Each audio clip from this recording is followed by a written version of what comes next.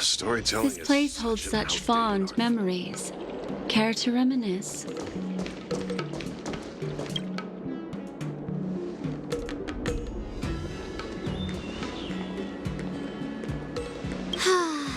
Seriously? When is this war dance going to start? The Sky Splitter has been hovering there for ages. When can we board and see what's inside? Is this how long-life species live? Everything proceeds so slowly.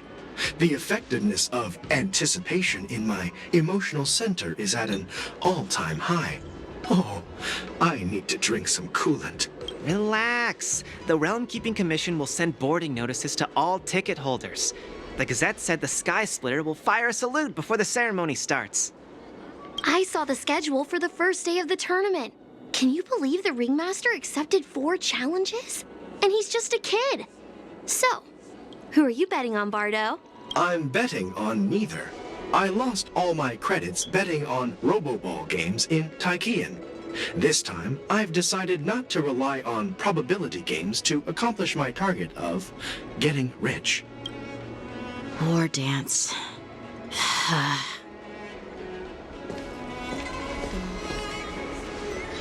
There you are.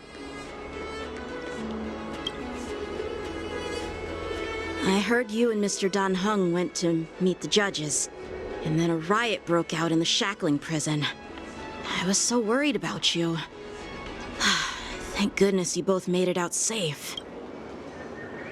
There was a revolt in the shackling prison. Fortunately, we were protected by the guards until the Cloud Knights arrived to rescue us. I was planning to take Miss March and Yoon Lee to Stargazer Navalia to see the Sky Splitter up close, but we stumbled upon a group of suspicious Foxians carrying official identities. They were acting strange, so out of curiosity, we decided to follow them. It turns out they were actually Borisin disguised as Foxians. It seems they infiltrated Stargazer Navalia in order to prepare for Hulei's escape. And we foiled their plans by pure chance. I wonder who provided them with those disguises, and how many more Borisin have taken advantage of the war dance to infiltrate the ship. Yeah, I heard them too.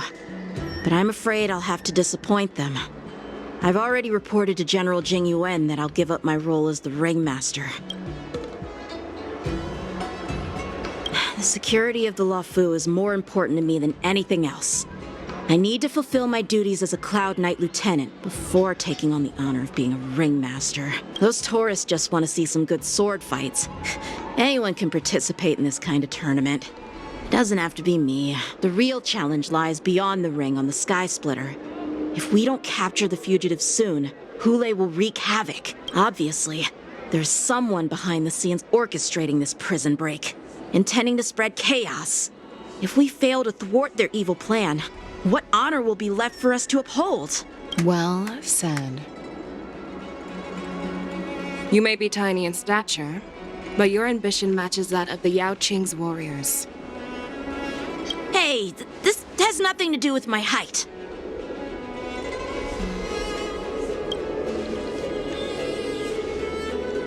Yes, I suggested to Yanqing that we find a place to have a decent meal. A hunter must be well fed before the hunt. You still have a good appetite, even in the face of disaster. You truly are the Merlin's Claw. Please finish the food quickly so we can get to work, General Feixiao. Well, that's not up to me. Dig in. I called you here so you could enjoy the food. Me? This isn't the time for a leisurely meal, and this is way too much for me. Oh. You'd give me time to enjoy a meal, but not yourself? Ever since you encountered those Borisin spies, you've been so busy that you've hardly eaten anything. You can't defeat Hulei on an empty stomach. Take your time. Enjoy the meal and calm yourself. Hulei's whereabouts are still unknown, and they've even taken Mr. Zhao Cho hostage. The longer we wait, the more complicated the situation becomes.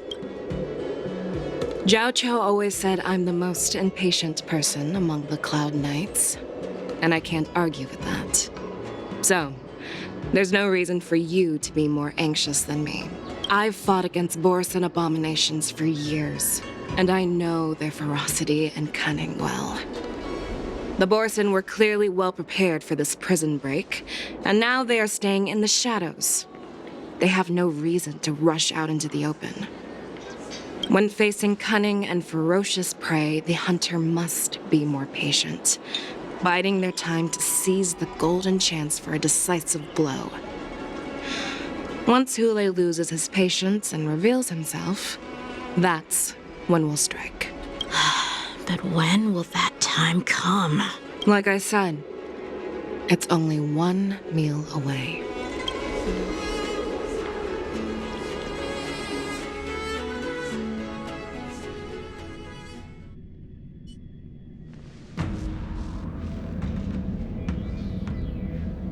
General Hua Yen, the Skyfaring Commission has finished its preparations. Do you have any other instructions? Representing the consensus between the Merlin's Claw and the Divine Foresight, I'll step in as the temporary commanding officer of the seat of Divine Foresight and oversee the Six Commission's affairs on the Luofu. What is the situation at the shackling prison? Hule made a quick escape and even sealed the gates of the prison. As of now, the Cloud Knights have re-established contact with the staff inside. The good news is the two Nameless who were trapped in the shackling prison are safe and sound. I know I shouldn't use the word great given the current situation, but I'm relieved that she and Don Hung are safe. We've lost contact with one of the messengers from the Xianzhou Yaoqing. The Borisin have likely taken him hostage. Don't worry, Yukong. Fei Shao is leading the wolf hunt operation, and you know how capable she is. I have no doubt about General Fei Shao's capabilities, General Hua Yen. I'm more concerned about the Wardens. According to the plan, the ceremony will begin in 6 hours. The Sky Splitter will be activated, and all visitors will board the ship to watch the contest. But now, with Hule's whereabouts unknown, everything is filled with uncertainty. March is right, Grandpa. I heard the escaped prisoner from the shackling prison is beyond formidable. In case anything goes wrong. So, Yun Li, what do you think we should do? Well, I believe we should declare martial law and allocate manpower to search for the escaped prisoners. And as for the war dance, it's better to announce an indefinite delay for now. Your plan sounds solid, but unfortunately solid plans rarely get a chance to be implemented. I believe there are at least 2 parties who won't accept your approach. The first are the many travelers who have come all the way here for the war dance. If we declare martial law now, it's like declaring that the Luofu isn't safe. How do you think the outsiders would react? They'd be terrified, and chaos might ensue. The second party is the staff of the Xianzhou Luofu's 6 commissions. They've invested a lot of resources and manpower into organizing the war dance. Suddenly suspending it indefinitely would create numerous challenges for them.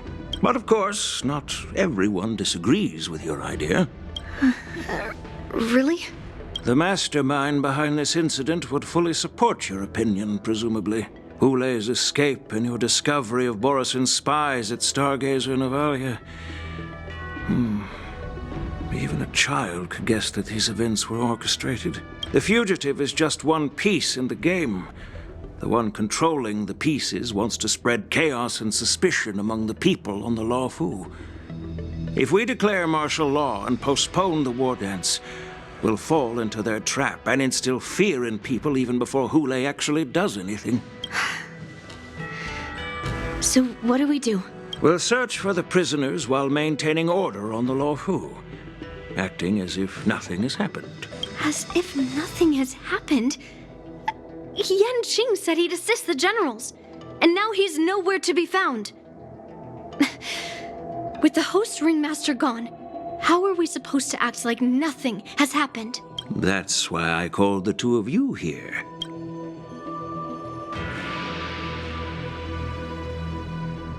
General Hua Yen, are take Yanqing's place as the ringmaster? You caught on quickly, Miss March. That's exactly what I mean.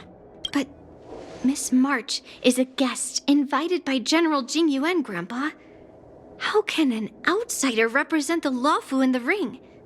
It will make the Xianzhou Luofu a laughingstock. Dear child, the nameless of the Astral Express are renowned throughout the cosmos. It's an honor to have them participate in the ceremony.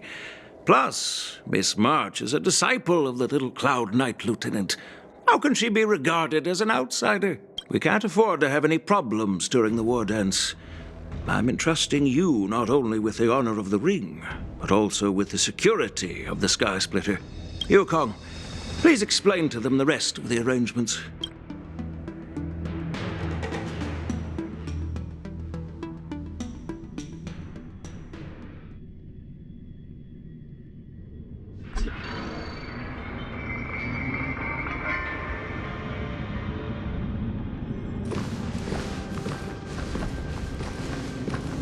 I am sorry for our improper management, and I truly appreciate your assistance, General.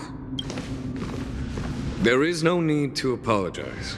We Cloud Knights fight on the battlefield while you judges punish the criminals. We are two sides of the same Xianzhou Luofu, and it is my honor to serve the Ten Lords' commission. I've grasped the situation of the prison break. Now tell me more about the current state of the shackling prison. Borison infiltrated the prison in disguise and released the prisoners, spreading chaos. Among the judges on duty in the 4 divisions, Judge Xueyi from the detention division was killed and is temporarily unavailable. So, I'm taking over her duties and commanding Arumaton spectral envoys and spiritfarers to quickly restore order in the affected areas. I and the 2 behind me will go deeper into the prison to investigate. General, the situation inside is still chaotic and perilous. Your presence would be... It's common for Cloud Knight generals to face danger directly. Hule has escaped, and the Yaoqing envoy is being held hostage by the Borison. His fate is unknown. This is a grave matter. Not only did the Merlin's Claw offer no reproach, she decided to go after Hule herself to prevent further calamity. I believe the Luofu owes her something in return for her fervent determination. How did the infiltrators learn about the location where Hule was held? And how did they time their plan just before the Yaoqing messengers were ready to escort him? Finding the answer to these questions shouldn't be too difficult. What truly matters is if we can gather the clues that lead us to the mastermind behind all of this. I understand, but I'm afraid it won't be an easy task. For a long time, this hidden force has been pursuing their own goals and undermining the security of the Luofu. Backing down now will only encourage them to further endanger the peace here. The Ten Lords Commission will support your decision with everything we have, General. Dan Heng and Ling Sha, I'll need both of you to accompany me on this challenging journey. Well, it's part of my responsibilities as the Cauldron Master. So, where would you like to start, General? Let's start with those Borison disguised as Foxians. My people have already prepared the evidence.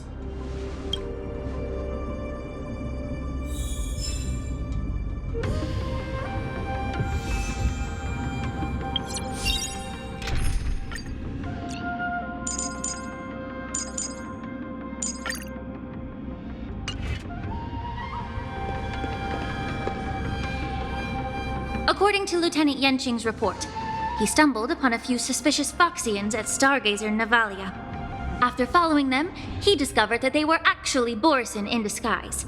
This is one of the bodies.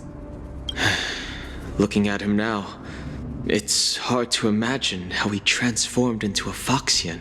My alchemists detected some complex ingredients in his remains, which might explain how these Borison were able to disguise themselves as Foxians. Simply put, Foxians and Borison share a common ancestry.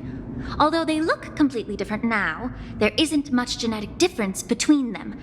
This medicine allows Borison to temporarily change their shape into that of Foxians.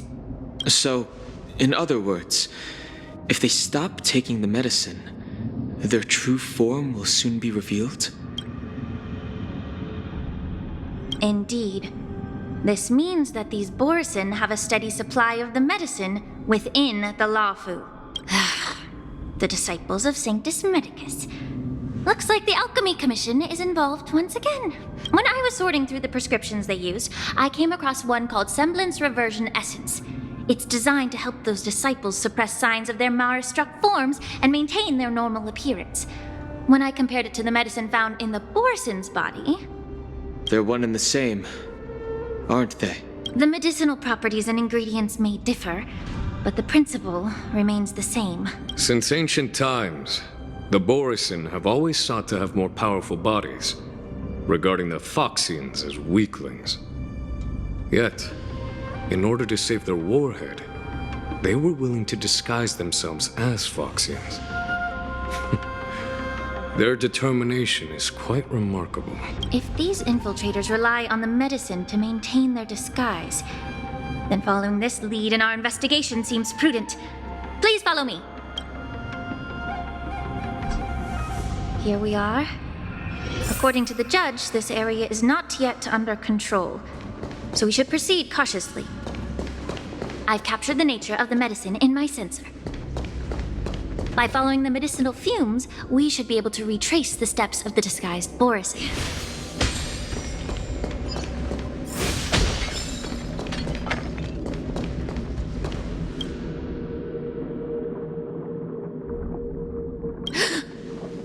Incredible strength. The attacker shattered this warden's bones with a single blow. Such brute strength is not something an ordinary Borison possesses. This is likely the work of Hule. If I may be so bold to ask, is this Borison truly that formidable? I have lived a bit longer and engaged in a few more battles than you, Miss Lingshaw. To the Alliance, Borison have always been the most formidable adversaries. And Hule is a monster feared even among his own kind. With his strength, Hule united numerous Borison packs, forming a grand army of abominations of abundance. They constantly pushed the Alliance's armies into perilous positions. Over 7 centuries ago, I followed my mentor on a campaign against the abominations, and I personally witnessed the devastation on the battlefield after Hule appeared. Even with medicinal pellets that suppressed the fear caused by his lupitoxin, countless Cloud Knights succumbed to panic in the face of his murderous aura. They couldn't even raise a hand in resistance. If the former sword champion hadn't immobilized Hule with her Frost Blade, the outcome of that fateful battle could have been very different. By the end of the battle, only a few of us remained. The crimson moon cast the sheen of blood on all.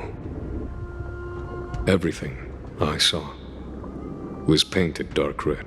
If that's the case, why wasn't the beast executed instead of being imprisoned? On the Xianzhou Juming, the judges cast those unforgivable and nearly immortal abominations of abundance into the eternal flames of the stars, reducing them to ashes. Their so-called immortality is just a facade. I mean, nothing can truly defy death, can it?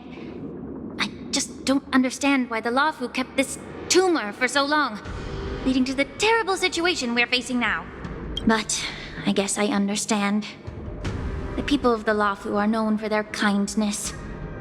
Even when faced with the malignant tumor within the Alchemy Commission, they couldn't bring themselves to cut it out.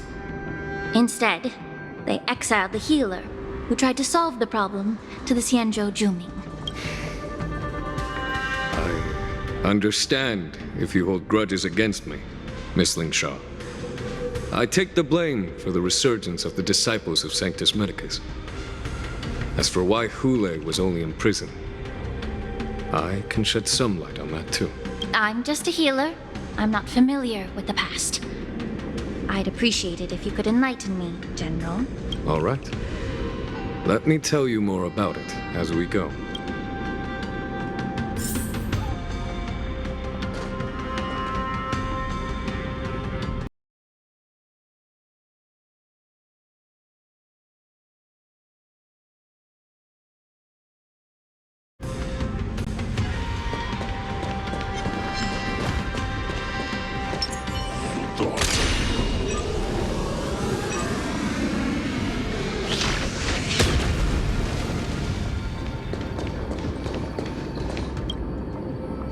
this Cloud Knight also take the medicine?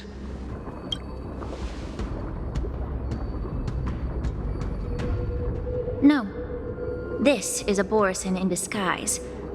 A guard killed him before he could return to his original form. All these Borisin are dressed in official attire. Besides the Cloud Knight, there were also 2 Borisin disguised as members of the Skyfaring Commission and the Artisanship Commission. Whoever is providing them with official identities must hold the position of power. Let's search elsewhere.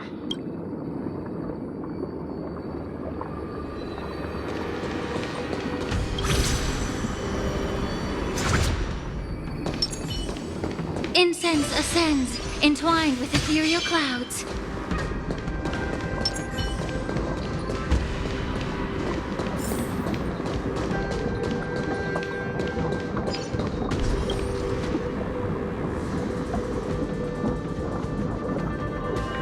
Someone bit open his arteries and drained almost all of his blood while he was still alive. Such a cruel and ruthless act. Despite being a long-lived species, Borisin are actually more like predatory beasts that must feed on raw blood and flesh. I've heard that Hule was deprived of food and water in the shackling prison. It's hard to imagine how he managed to suppress his hunger for over 7 centuries. Will the hostage from the Yaoqing be able to avoid being his meal? Such is the terrible nature of the abominations of abundance. We subjected him to the Forest of Swords to drain his life force. But in the end, his punishment turned into a test of our patience, just like you said, Miss Linshaw. Casting a creature that can't be killed into a star would be a way to permanently get rid of it. But unfortunately... The Foxians didn't agree to that. Exactly. The atrocities committed by Hule went beyond mere massacres. Throughout numerous wars, we made every effort to eradicate the Borisin. But Hule, with his mysterious sorcery, turned countless Foxians into his pawns. And so the Borisin kept returning. The Foxians curse his name day and night, and they even use it to scare children into staying quiet. How could they grant a swift death to such a great sinner?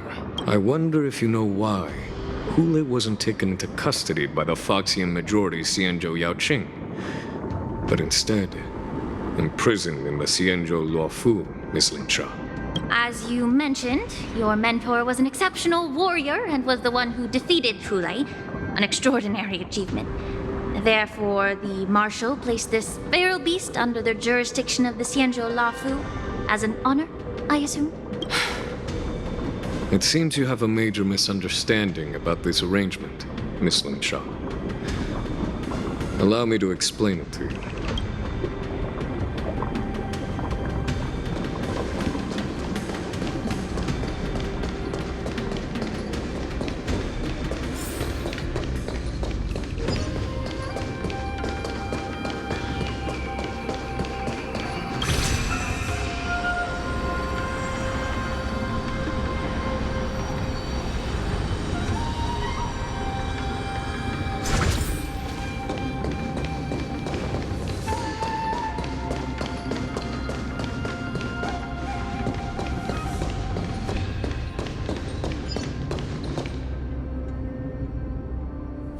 Yanqing told me that an IPC ship was attacked by Borisin. Is this what they were transporting on the ship?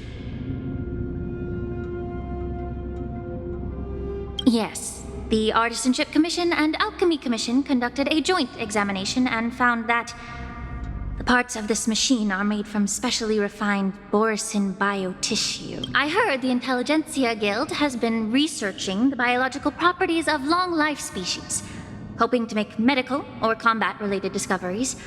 However, they haven't dared to cross any lines due to their so-called relationship with the Alliance. Perhaps to those scholars, Borisin are no different from lab animals. Maybe the Borisin attacked that ship to retaliate against the Intelligentsia Guild for experimenting on them? No. If it were only about revenge, they could just wreck the ship and destroy all the cargo. instead of allowing it to end up in the shackling prison. It was a deliberate display to showcase the dangerous nature of the cargo in broad daylight. This way, the cargo would end up in the shackling prison, serving as a tool for the prison break. This skill in exploiting the blind spots of others' mindsets is so atypical of them. I'm afraid the IPC and the Intelligentsia Guild unknowingly became their accomplices.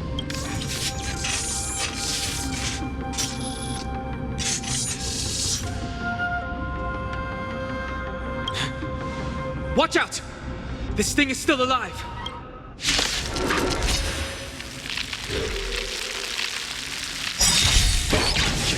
Even after suffering such severe attacks? Their imitation of long-life species has crossed the line. Swept away by the wind of time. Eternal melody.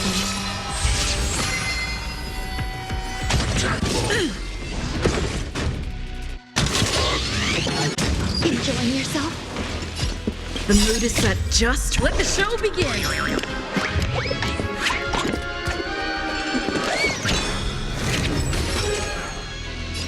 Dreams do come true.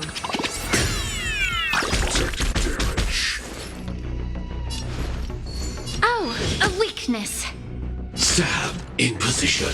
Prime. Detonate. Like fireflies, I will fight for myself until everything burns to ashes! This is I shall set the seas ablaze!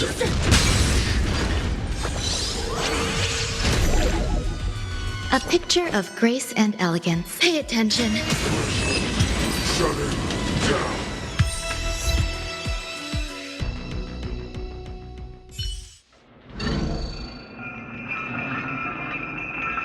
You haven't answered my question about why Hule was imprisoned in the Lafu instead of the Yaoqing, General. You've been reserved in your response. Could it be that such an arrangement wasn't unhonored? The reason why the Marshal didn't leave Hule on the Yaoqing lies in the very mech in front of us. Are you suggesting that there are people trying to understand Hule's secrets and use them for their own purposes? Just like with this mech? Well, I understand. I've heard that the Foxians on the Yaoqing share a bloodline with the Borson. And just like the Borson, some of the Foxians there experience an uncontrollable insanity called moon rage. The Marshal believed that this would be inhumane and no different from what the Borson did, so... Exactly. While Borson see moon rage as a blessing that unlocks their true potential, Foxians see it as an inevitable curse within their bloodline. Countless healers of the Yaoqing have attempted to unravel this mystery, but to no avail. Why can Borson control the power of moon rage?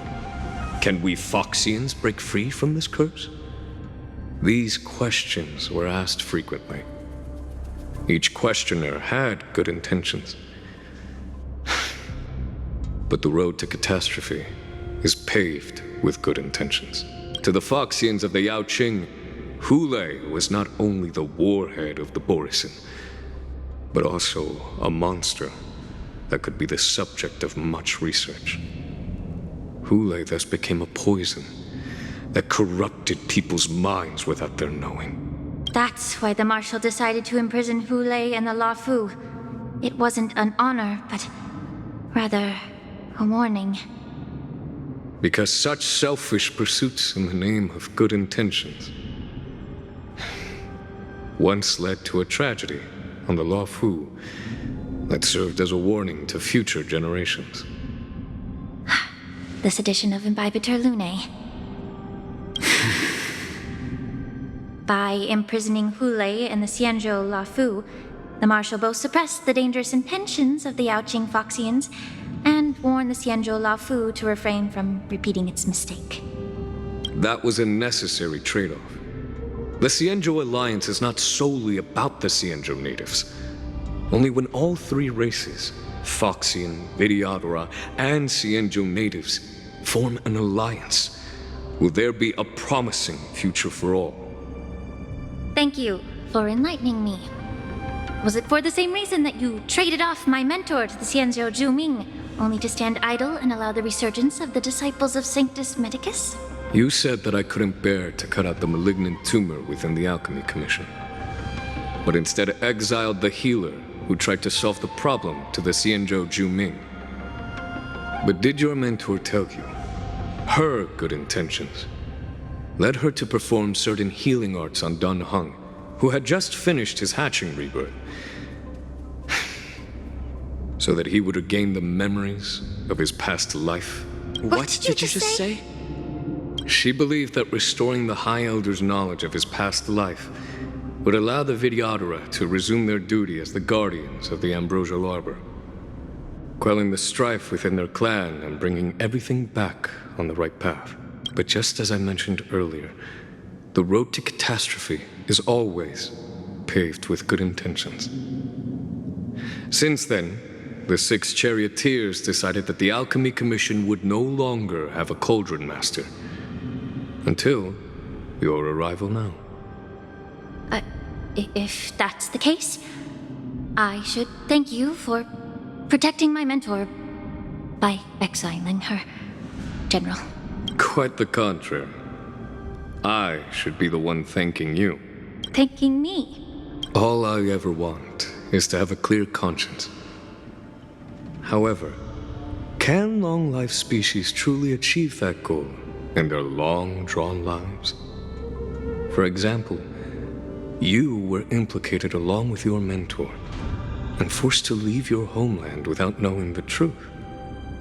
And now, with the complicated situation in the Alchemy Commission, the Alliance has spared me a lot of trouble by sending you to handle this challenging task. Shouldn't I be thanking you instead? Your eloquence is indeed impressive, the divine foresight. You won't even leave me any excuses to hold a grudge against you. But let me make it clear. The Alliance sent me here to handle the business impartially, not to choose sides. It doesn't matter which side you choose, Miss Lingshaw. At the end of the day, both you and I stand on the side of the Alliance, don't we? Let's keep going.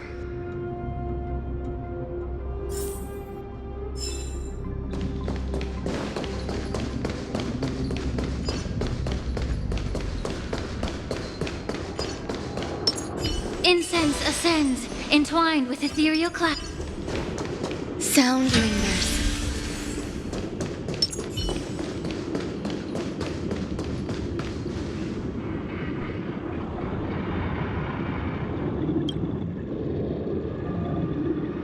These Mara-struck soldiers don't appear to be escaped prisoners.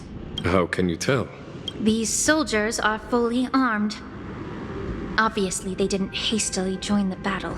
The messenger named Morza did say that there were 2 groups of attackers. And the other attackers, aside from the Borison, could hide their tracks. I believe he was referring to these people. Hide their tracks? Exactly. I've engaged with these attackers before, and they used Cloud Hymn magic to hide their presence. Without careful observation, no one can detect them. You once warned me to be cautious of the Videodora Elder's influence within the Alchemy Commission. Could it be? What's on your mind, Miss Lingshaw? Well, it seems that someone provided the attackers with a map of the shackling prison. And considering the Videodora's involvement in the prison's construction, it raises suspicion about their role in this. Additionally, the fact that the Borison need medicine to disguise themselves would suggest that there are still moles within the Alchemy Commission assisting them covertly. Moreover, forging official identities for the undercover Borison would require someone with significant authority, and the presence of assassins capable of using Cloud Hymn magic deepens my suspicion about the Preceptors. But why would the Videodora collude with the Borison and aid in Hulei's escape? They aim to spread chaos. They believe that only in chaos can they regain their former power and influence. Since this edition of Imbibe de Lune, the once proud dragon race has been powerless, watching their influence wane. Being a native of the Luofu, Miss Lingsha, I believe you understand the implications. However, I don't think the preceptors are the true masterminds. If I'm not mistaken, the one behind all this treachery is the Lord Ravager who exploited the weaknesses within the Luofu and instigated the disciples of Sanctus Medicus, ultimately leading to the Ambrosial Arbor's resurrection. Fentilia. Please remember, General, that everything I've mentioned is mere speculation. We need concrete evidence for a public trial. If you want to interrogate someone within the Videodara's ranks, you'll need irrefutable proof. So, what's your plan, Miss Lingsha? I'll send an invitation to the preceptors. An invitation? The preceptors have been inviting me for a personal meeting since my arrival on the Luofu. Now, I'll send them the remains of these Mara-struck soldiers and the route map I found in the prisoner's possession. Then, I'll ask them to meet me at Scale Gorge Waterscape. I'd like to hear their explanations. Good idea. If I were to take action, it might alert the true mastermind. I trust you to handle this matter, Miss Lingsha. The internal affairs of the Videodara should remain under their jurisdiction. And don't worry if things don't go smoothly. Once the wolf hunt operation is over, the hidden truths will come to light. Speaking of the wolf hunt operation, I'm truly worried about the Yaoqing messenger who was taken hostage. Hule was starving in the shackling prison for centuries. I don't know if the messenger can survive in that wolf's clutches. May Rainbow's blessing keep him safe.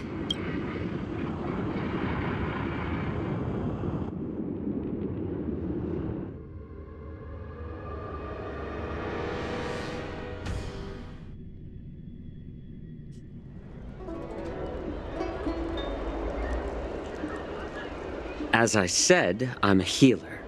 But my art of healing requires the culinary arts to be truly effective. The magic of my cauldron is its ability to make all kinds of medicines into dishes that patients can eat.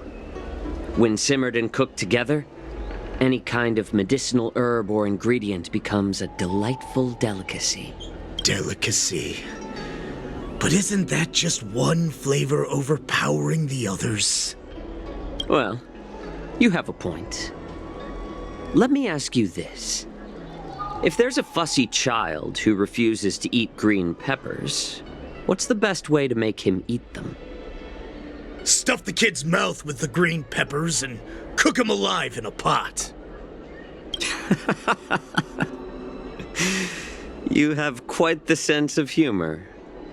I've heard that you, Borisin, have lost many of your taste buds during the self-modification process, so you can't experience complex flavors. Only the saltiness of blood and flesh truly awakens your appetite. It's a shame I don't have any green peppers right now. Otherwise, I'd happily stuff them into your mouth and cook you alive in a pot. I'm just kidding. The answer is quite simple. Chop up the peppers and mix them with minced meat to make meatballs. This way, the flavor of the meat overpowers the taste of the peppers. And even a fussy child can enjoy them. Can I just boil your tongue in this hot pot? I know you're trying to buy time until someone comes to your rescue. You said that Jin Liu recently returned to the Luofu, right? Well, she did come back. But, unfortunately, I also found out that she committed serious crimes and was escorted to another Xianzhou ship. Do you really think you can delay our departure by provoking Lord Hule's desire for revenge with your clever little tongue? You see Borisin as savages who know nothing about the Xianzhou, but in fact, We know all about your tracking tricks. Like the jade abacus you're carrying, and the side cranes in the sky. The more hope you hold in your heart, the greater your pain will be when death comes. I wonder if you can maintain your composure when I tear your throat open. His composure is only a temporary effect of the medicine. And it will wear off soon, right? Lord Hule. Oh, you pathetic Foxians. For thousands of years, we were the ones who allowed you to live and who granted you civilization. But in the end, you chose to betray us for the freedom promised by the Xianzhou people. But it's all right. As long as you catch the scent of your masters, you obediently return to us. No matter how far you run away.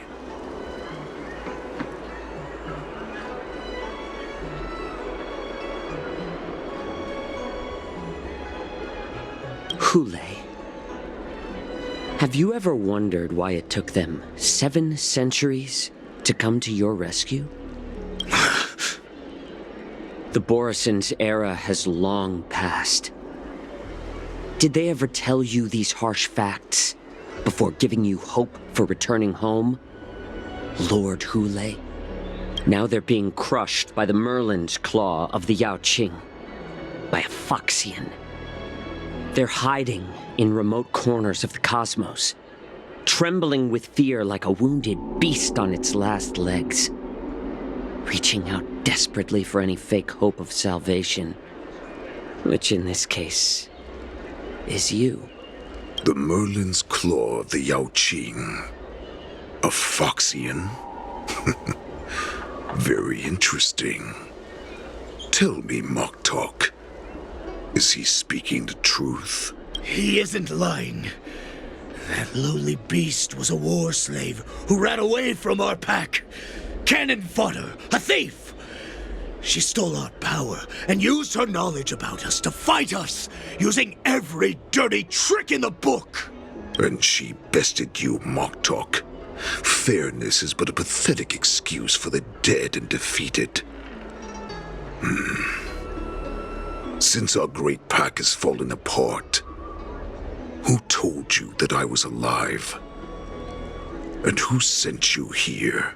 In our darkest hours, it was a prophet of the Master of Immortality, named Mongus, who showed us the way. Her guidance brought us hope.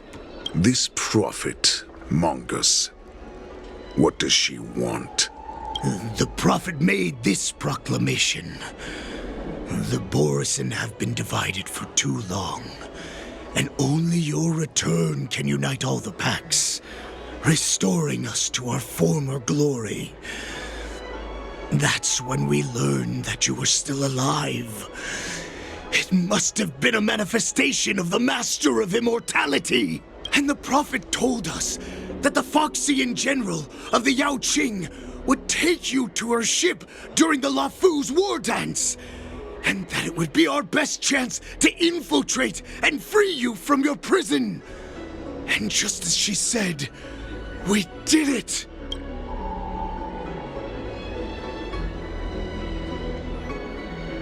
That so-called prophet lied to all of you. She just sent you here to die. But her prophecy has come true. Our warhead is right here, with us! Once the news about the prison break spreads, the Cloud Knights will close all the ports. You may think you've escaped the prison, but you're just trapped in another cage, known as the Lafu. Let me kill this unruly, lowly beast, Lord Hule! I assure you that our star skiffs will soon arrive. Right now, everyone in the Lafu is distracted by this stupid war dance, so this will be the perfect chance to escape. Once you've returned to your territory, Your revenge against the Xianzhou ships will be within reach. Perfect chance to return to my weak and shattered pack at the mercy of a ridiculous false prophet and become a mere puppet in her clutches. Her plan is full of flaws. The only paths she has prepared for you are escape and death. Listen up. A wolf never allows itself to become prey. From now on, you'll follow my orders. Since you are so confident that the Cloud Knights will close the ports, Jiao Chou, I'm now giving you a chance to go and see it for yourself. Go to the ports, come back, and tell me what you saw. Wait, what did you just say? But my lord! Would an alpha wolf ever listen to a cub mock talk? No, I've never heard anything like that. I wasn't trying to defy your will. I will always unquestioningly follow your orders. I'm offering you a once-in-a-lifetime opportunity. Don't you want to run away, Jiao Chou? You will come back. Because Foxians like you always obediently return to their masters, no matter how far they run away.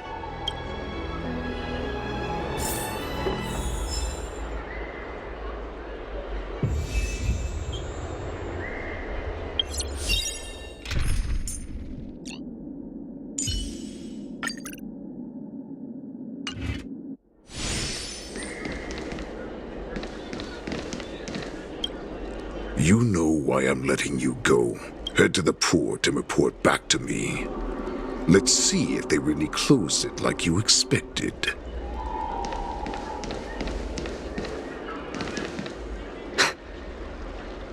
I can't believe he actually let me go. What game is he playing? Perhaps I can try to warn the Cloud Knights. No. Perhaps I can just escape.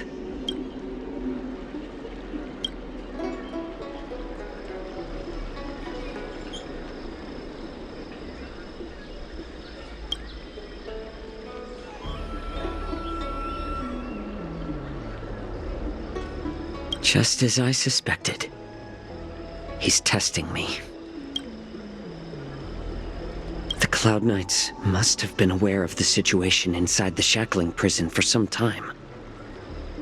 Will General Fei Xiao personally lead a squad to capture Hule? For now, I'll do as he asked.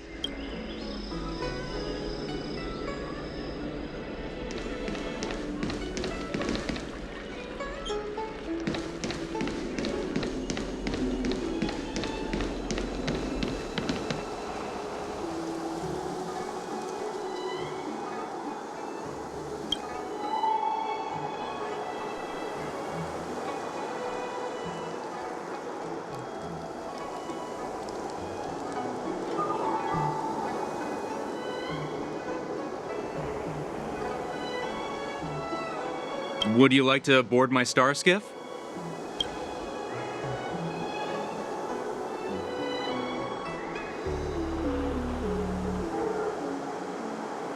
Well, my little star skiff can't accommodate that many.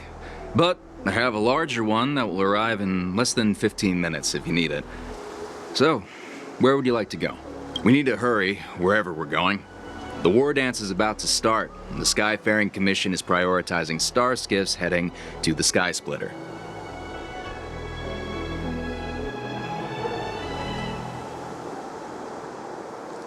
Close the ports? Why would they do that?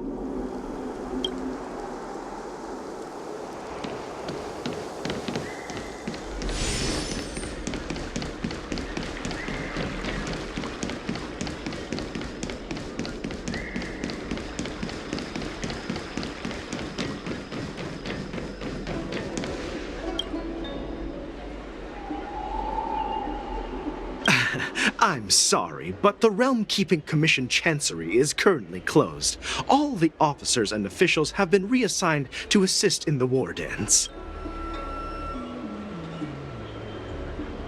Hey, although we're short-staffed at the moment, if there's anything I can do to help, please feel free to ask me.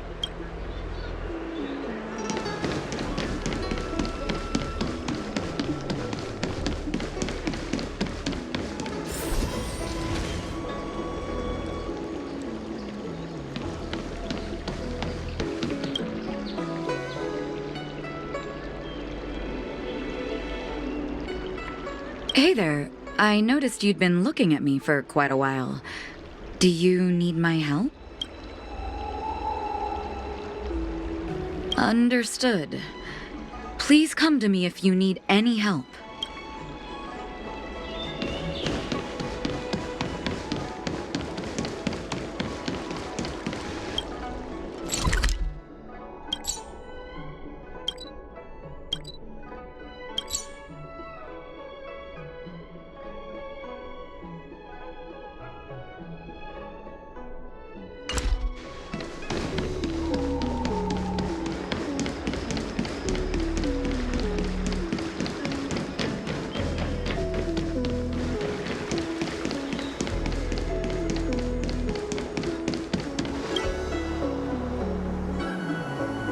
Would you like to board my star skiff? Well, my little star skiff can't accommodate. We need to hurry wherever we're going. What? Are you joking? How can I take you beyond the Jade Gate in this tiny star skiff?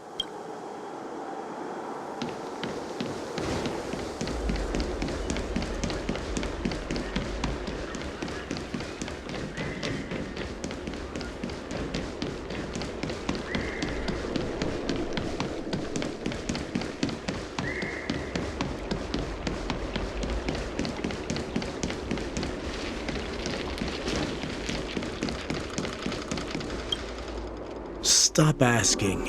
I'm off duty now. Go bother someone else.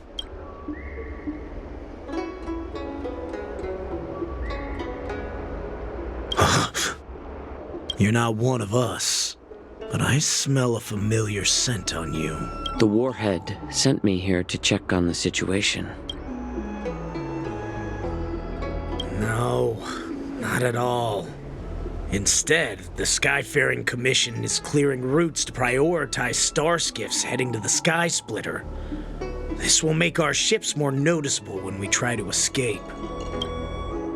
The ports haven't been closed? What is going on? Stalling won't help. It's time to confront Hule and see what tricks he's up to.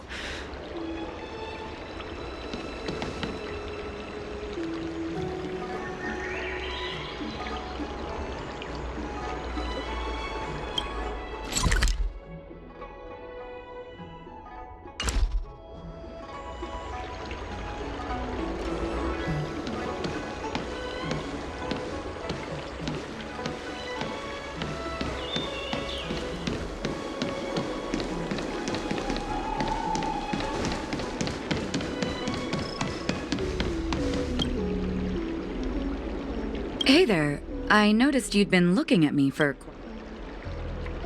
Could you please provide more details? What? Are you sure about that? Wait. I recognize you. You're the lost Yaoqing messenger. How are you here? I was brought here by the Borison. Please make sure to report this news. All right. I'll call for reinforcements.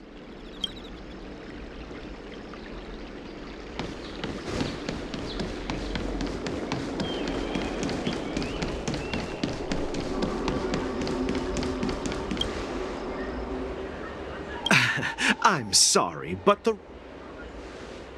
If I can help you... Hi, do you need my help, messenger from the Xianzhou Yaoqing? Borison are hiding in the Exalting Sanctum. You must deliver this news to the Cloud Knights. Borison? Here? Are you serious? These Borisin are disguised as Foxians. Please warn the Cloud Knights immediately. Will you please wait here for a while? I'll find a soldier.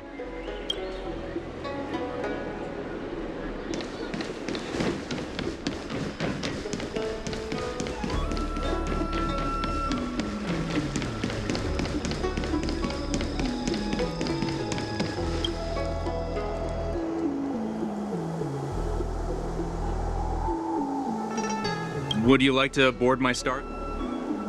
Well, we need to hurry wherever we're... Keep what quiet? Come on, spill it if you have something to say.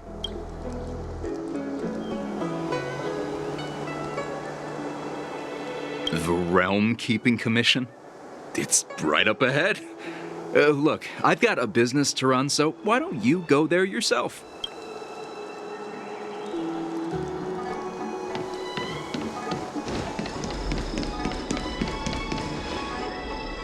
You're back, Jiao Cho. Come and take a good look. Who are these people? This Cloud Knight says there's official business that requires my cooperation. What are you trying to do, Moktok? They have nothing to do with this. Nothing to do? I told you to go to the port and check out the situation. But I never gave you permission to talk with others, remember? These people died because of you.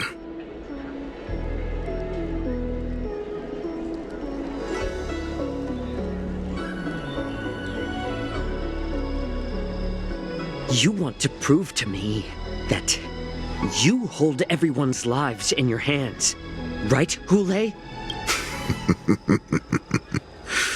Oh, exactly as you said. So, have the Cloud Knights closed the ports? No. They don't want to publicize my escape. I understand. It's no surprise, for fear is more deadly than claws and fangs. Especially during a festive time like the war dance. What lurks here is not a group of fugitives, but rather a pack of wolves amidst the flock. My cubs are hungry, ready to feast on flesh and blood, reveling in your fear. Your calm facade will soon crumble. I can tear through it and expose your pathetic bones any time. There's no escape from me, Jiao Cho. Of course, you can try your luck and believe that your wits will save you. But remember, you're not the only hostage in this city. If you try anything funny, innocent people will die because of you. Now, let's talk about the Foxian general you serve. Moktok says she's here for me, which means she'll be hunting me herself. Before the hunt begins, I need to know my opponent. You can refuse and play tough, or you can cooperate and save us both some time, healer.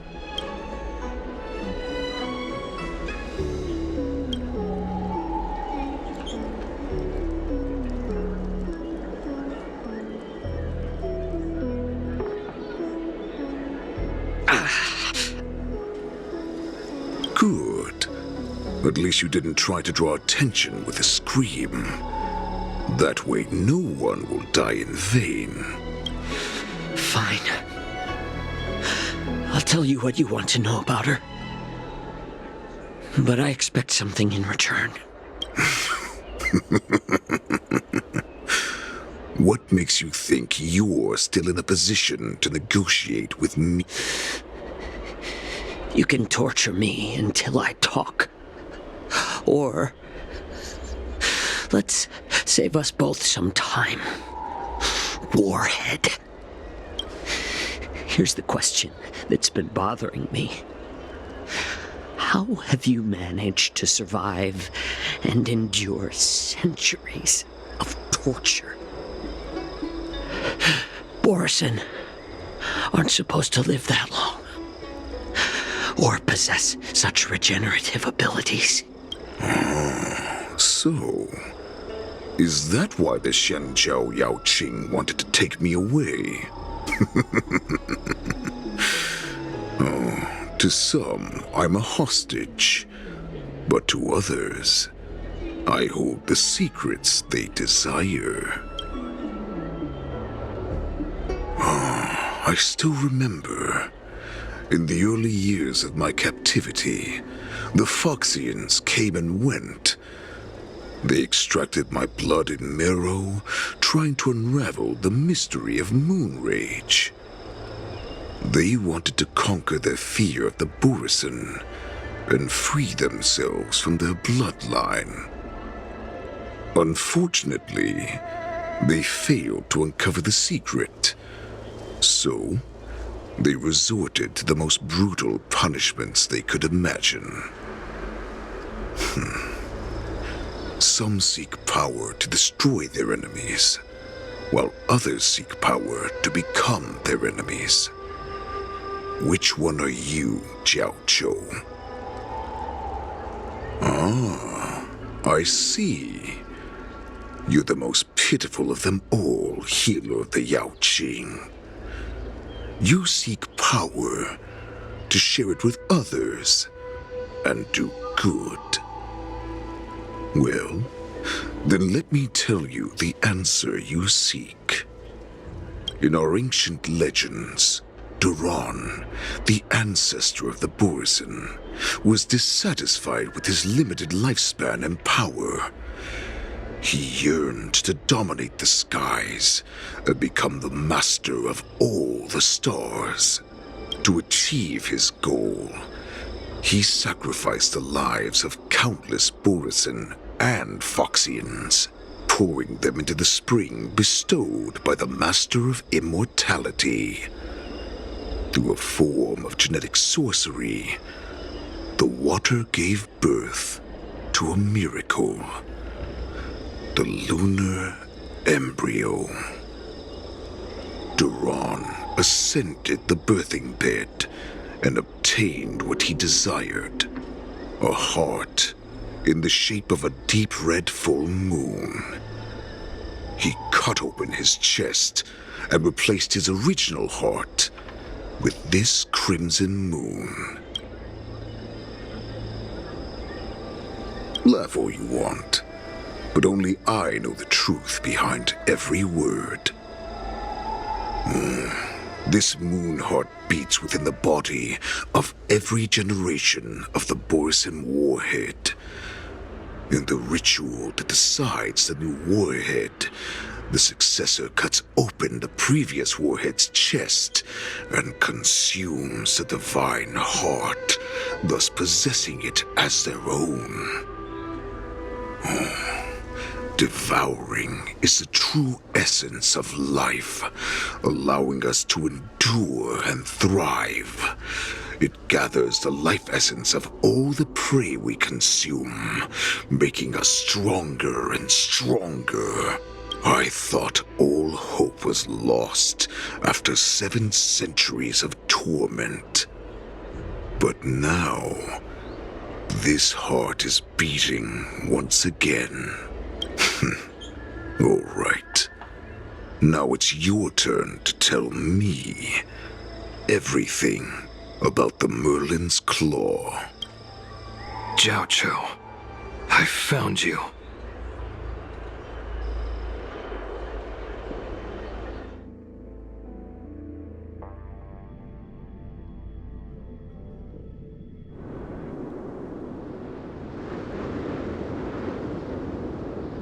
I know I'm in no position to question your orders, but if I understand correctly, you already have intelligence about the Borisin? That's right. My people are busy collecting clues now. What's the situation, Wadza? General, before we completely lost contact with Jiao Chou, I picked up a signal from his jade abacus. It won't take long before we locate their whereabouts. If that's the case, shouldn't we immediately go there and join forces to eliminate the Borisin? why are we returning to Stargazer Navalia? Looks like your general has only taught you swordplay, not the art of the hunt. There's an old saying among the Borson. In the forest, the hunter may easily become the hunted. While we may call ourselves the hunters now, chasing them blindly will only make us become the prey.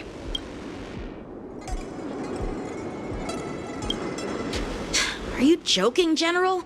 He's just a wolf who's been imprisoned for 7 centuries. Even with his accomplices, they're no match for us numerous Lawfu Cloud Knights. How could he consider us his prey? Do not underestimate the enemy. Hule is not an ordinary Borson that can be easily killed. The advantage in numbers means nothing when we face that monster. A vicious beast who hasn't tasted blood and flesh in 7 centuries is now lurking on the streets of the Lawfu right before the war dance. This is what makes the situation treacherous and unpredictable. To him, the lives of ordinary people are just meat, ready to be devoured at any moment. Exactly. That is why we must succeed in our first strike, or the situation will spiral out of control. You've heard of this military tactic, right? When you surround your enemy, leave one side open for them to escape. A skilled hunter must be well prepared, waiting for the prey at the most advantageous position.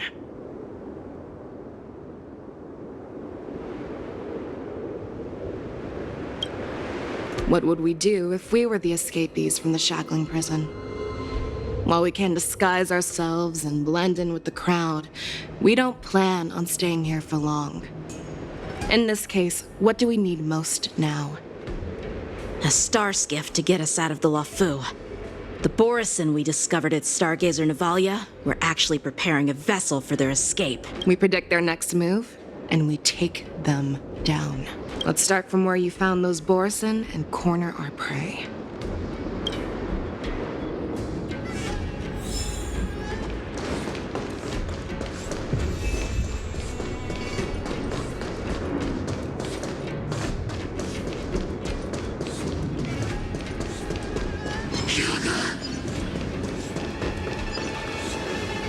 This is where we ran into the Borison last time. It looks the same as usual. Because I blocked all the relevant news to make it seem as if nothing had happened. Losing contact with their accomplices preparing the star skiff will surely put them on guard. However, the more well-prepared a plan is, the longer it takes to adjust when it's disrupted. If any Borson wants to stick to the original plan despite the risks, they'll surely come back to Stargazer Navalia to check the situation. Are you suggesting that there are Borison here at Stargazer Navalia right now? This is an automated area. So don't you think that there are a bit too many people here today? First, look at those 2 Skyfaring Commission staff members. They've been observing us in secret since we arrived here. Then there's a Cloud Knight soldier over there. Perhaps he's here for patrol. But each patrol team must consist of 2 members. And obviously, he is not following the rules. Lastly, there's that craftsman wearing Artisanship Commission clothing. He's unusually focused on checking that device. If you have a target in mind, let's go investigate.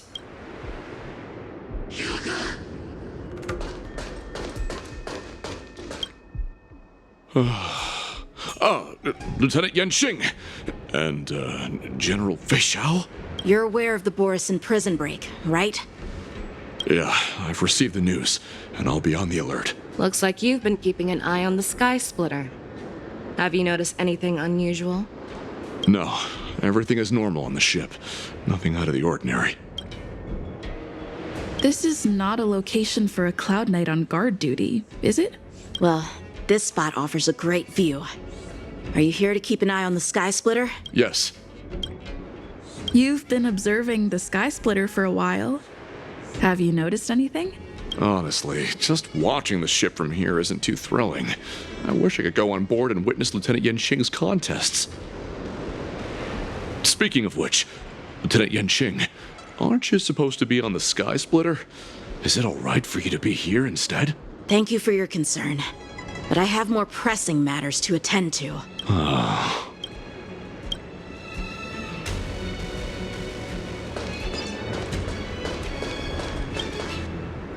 Who are you?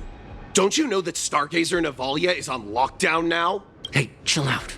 They're just a few lost tourists. But Stargazer Navalia is the shipbuilding port of the Cienjo Lafu. If the Skyfaring Commission called for a lockdown, there should be official documents proving it, right? Official documents? Of course there are.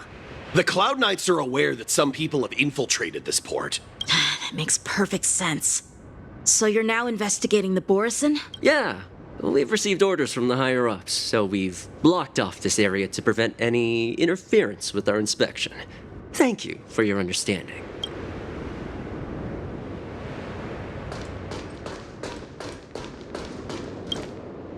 Hey, you there! Please refrain from wandering around Stargazer Navalia if you're not... Oh, it's you, Lieutenant Yenching. No, not at all. Actually, I'm here to address a peculiar issue. A peculiar issue? Yeah, we've had some unscheduled star skiffs being constructed at this dock in Stargazer Navalia. Could there have been an error in the production planning for the assembly line? This is just weird. I thought all the pending star skiffs from before the war dance had been scheduled already. I'm sorry, but I need to focus on my work right now. If you have any questions, we can discuss them later. So, it seems that some Borison have returned to Stargazer Navalia in disguise. The answer seems quite obvious. That's my suspicion as well. Remember when I mentioned that the Cloud Knights blocked all relevant news to make it seem as if nothing happened? Stargazer Navalia is not under lockdown. But on the contrary, those staff members use Stargazer Navalia is on lockdown as an excuse to persuade us to leave. This contradicts the Cloud Knights' plans. Their flimsy disguise has been exposed. Even if they try to hide, there's no way they can escape us.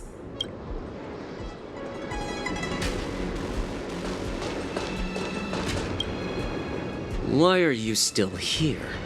As I said, Stargazer Navalia is on lockdown now. No, I never issued such an order. Who are you? Perhaps you haven't met me on the battlefield, but I am certain you've heard my name. Now, I'm asking you a question, so answer me. Tell me, how many more of your comrades are here? Where were you planning to meet Hule? This woman, she's the general of the Yaoqing. What are you still waiting for? Attack her!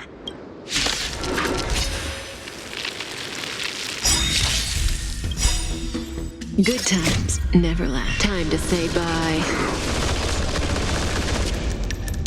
Boom.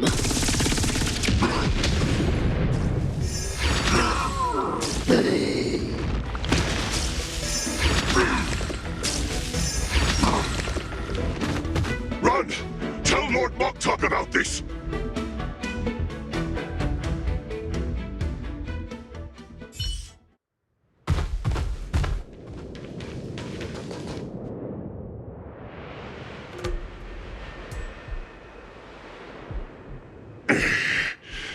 Why don't you kill me? Because I need answers. You were our war slave, so you should know us descendants of Duran. You want me to talk? Fine. Try whatever you want, but I assure you, you won't get anything from me. Only fangs and blood. If I were to do that, I wouldn't be any different from you. I am the arrow that pierces the wolf's heart. I grant you a swift death. That's exactly what I desire. Wolves that leave the pack are prepared for the fate of never returning home. But sadly, you didn't catch my partner, he will alert them. Before you close your eyes, you should know that I allowed him to escape. Because he will lead the Cloud Knights to Hule's hideout.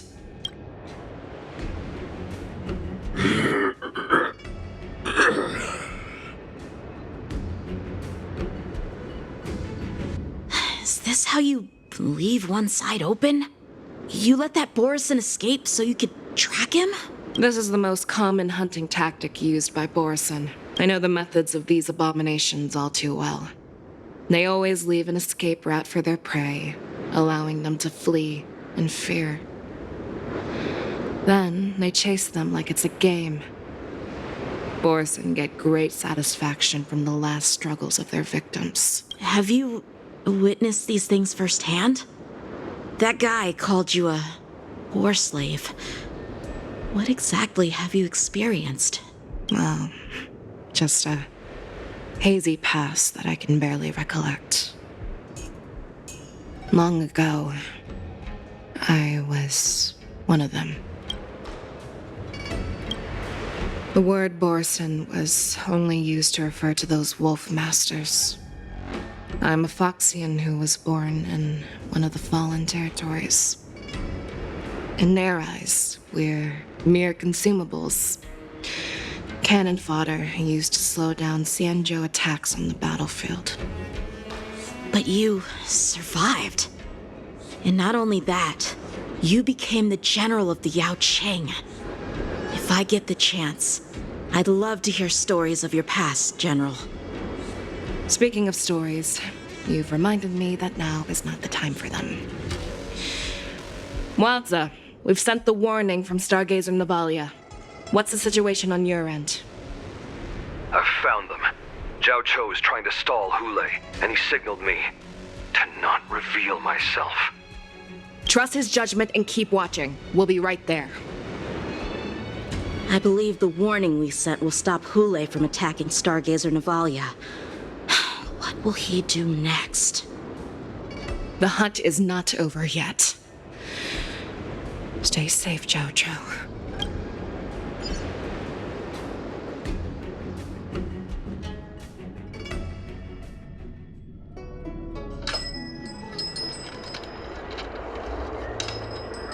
Please, save me. I want to live. Doctor! Xiao Shou, find a medical ingenium and give that kid a shot! Hurry! I see. How's the front line? The Borison beast ships have already landed on the Fenghu. It won't be long before this place is overrun as well. What about General Yueyu? Any news from her? I'm her healer. I should stay by her side at a time like this. She asked me to tell you that she's not coming back. She must protect the Cloudpeer telescope. General asks you to save that kid. The girl fought desperately just to bring us all back here alive. I've never seen such a brutal fighting style. Her body, it's like she was split open. Just like...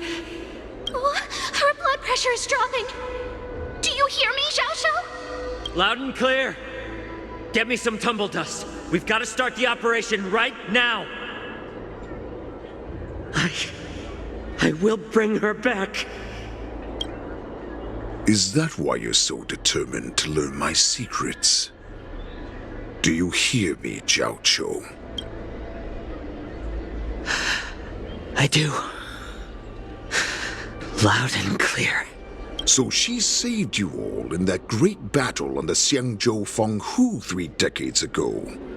But to your surprise, you discovered her Borison bloodline while she was at death's door. Moktok told me that she was a war slave who escaped from the Eclipse Pack. Oh, what a twist of fate. Turns out, she's from the same clan as I am. Now I understand. No wonder she displayed such astounding power, determination, and cruelty in battle. Turns out it's all because of her Borson bloodline. Mutt. Despicable Mutt. And she used the gift of her bloodline to destroy the Borson. Moon Rage. A blessing for wolves. And a curse for foxes. For Borson, to have their bodies torn apart by Moon Rage and transform into a beast, is the ultimate joy. But for you Foxians with poor regenerative abilities, it means certain death. With the burning fury in her heart, that Foxian general will eventually lose her sanity and indulge in endless bloodshed. The scars on her body will not be caused by enemy weapons, but by the immense power she can't withstand. One day, she will be torn apart and die as a monster.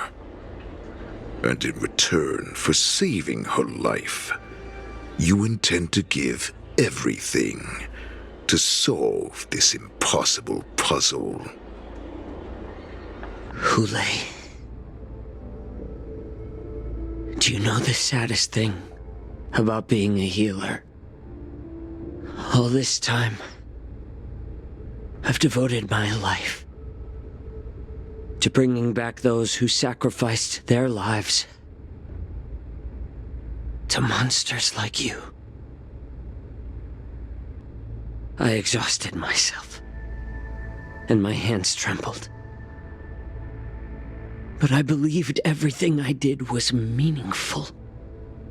But once again, they rushed into battle. And then I heard of their deaths. They died under your claws and your jaws, amidst the flames of crashing star skiffs, and under the luck's arrow of rainbow. Like a useless idiot, I saved a fish named Life out of the cauldron called Death, only to watch it struggle and dive back into the boiling broth. So I asked myself, why were they so eager to run toward their death after they had recovered from their wounds? Why wouldn't they value their hard-won life? All the doubts left me feeling lost.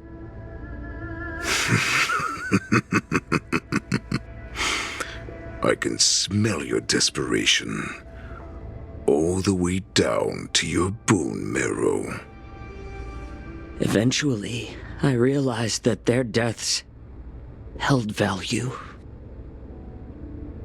They placed the weight of their sacrifice on the living, granting us strength. With a coin forged by their deaths, they exchanged something more in return. Everything I'm doing now, following you so closely, is just for one reason: witnessing your death with my own two eyes. Even your death has value. It will pave the way for a peaceful war dance and a fully cured Feishao. The thoughts in your pathetic head are hardly surprising. Did you already know this? Yes, I did. As Borson, we understand the value of death more than anyone. And as a healer who has witnessed so much death, you won't be swayed by fear. What a shame, what a shame. Your story actually sparked a trace of respect for you in my heart. Can you even feel respect with your corrupted heart? Of course. Because I caught a whiff of my own kind in you. Unfortunately, in the end, you're still just a weak fox. As the wolf's creed goes, gift the wolf a dead end where new paths arise. Raise him to a doomed fate where satiation lies. The cowards in forgotten corners meet their unworthy demise. Yet the valorous in brutal battles embrace their eternal prize. That's why I'm keeping you alive for now. I want to show you how Borisin truly respect their enemies. We will consume your flesh and blood, nourishing our own. We will crush your hopes and dreams, clearing a path for our hunt. Your feeble souls will witness a new future. A future that belongs to me. My lord, we received a message. Our arrangement at Stargazer Navalia has been discovered. We must act quickly. That doesn't surprise me at all. Moktok, what's that noise? It's the Sky Splitter. The ship that the Wardens will be held on is about to set off. The Skyfaring Commission will clear the air routes. And if our star skiffs try to escape, we'll be spotted. Calm down, Moktok. Look at you now, hiding and fearful. Where is your Borisin dignity? As I said, I'd sacrifice my dignity for your return. As long as you can come back to the Borisin Pax, there's still hope. Hope? The Borisin have forgotten the wolf's creed. Weak creatures put their hope in the strong, but the strong fight their way out. Bringing me back instead of choosing a new master only proves the decline of our pack. And as for the prophet who manipulated you into saving me, she's just a liar trying to use Duran's offspring. Moktok, let me tell you how the Borisin will rise to power. We won't hide like rats in the streets of the Xiangzhou. We will be ravenous wolves, walking amongst a herd of lambs with our fangs bared. But, Great Warhead, our packs are not here. We can't go to war like this. Our packs are not here. Wherever I go, everyone is the pack. Stay away. Just don't come any closer. No!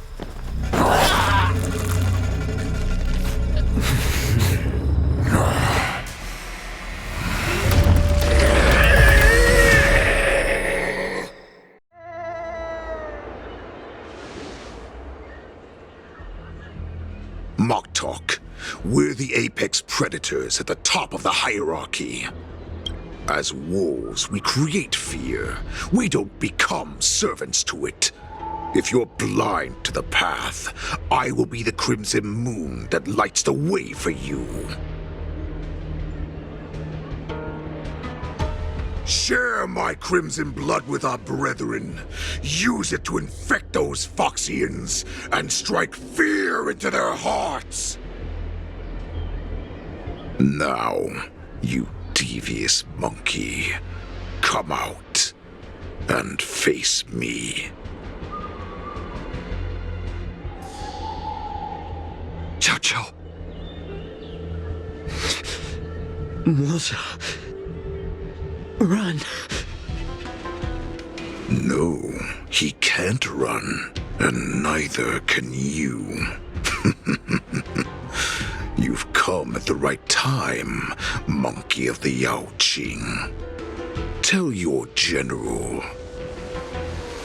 Tell her that I will unleash a massacre here, drowning the Xiangzhou La Fu in blood.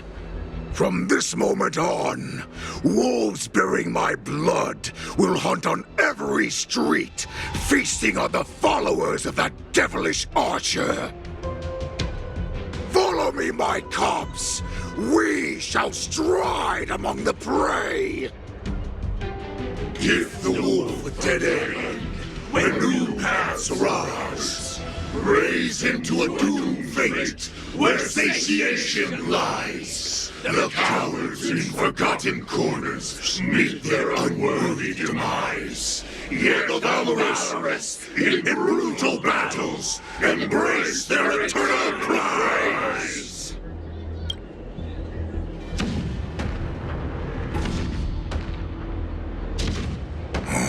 Do you hear that? The rumble of the cannons. It brings back all the memories of past battles within me. My return will bring back the Wolf's Creed. In my own way, I shall save our weakened pack and restore it to its former glory.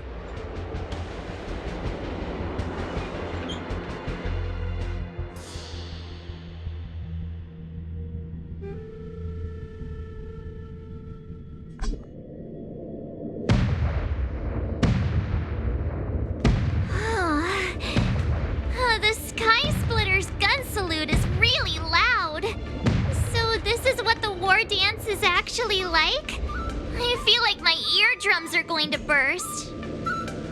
Well, how could they expect to attract people to come and watch if they didn't make a huge spectacle? March, you haven't forgotten what you came to do, have you?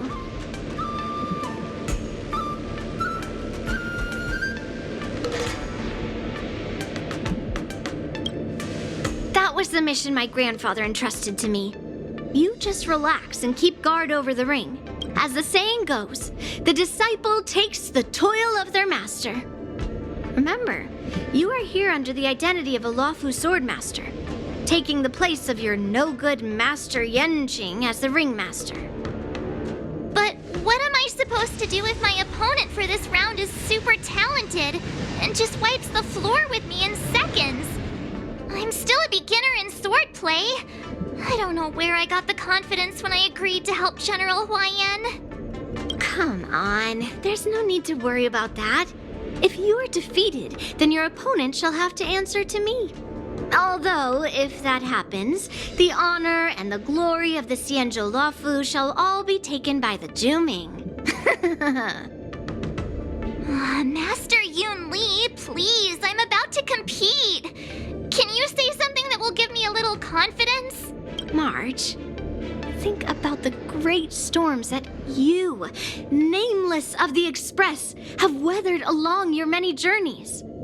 There's no doubt that you have faced far more terrifying enemies than your opponents here today, right? Don't you feel a lot more relaxed looking at it that way?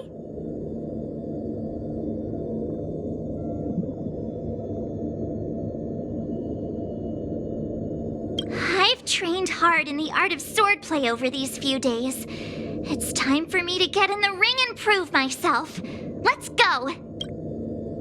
Master Yun Li, I don't think I'm completely ready. March, there is no such thing as completely ready.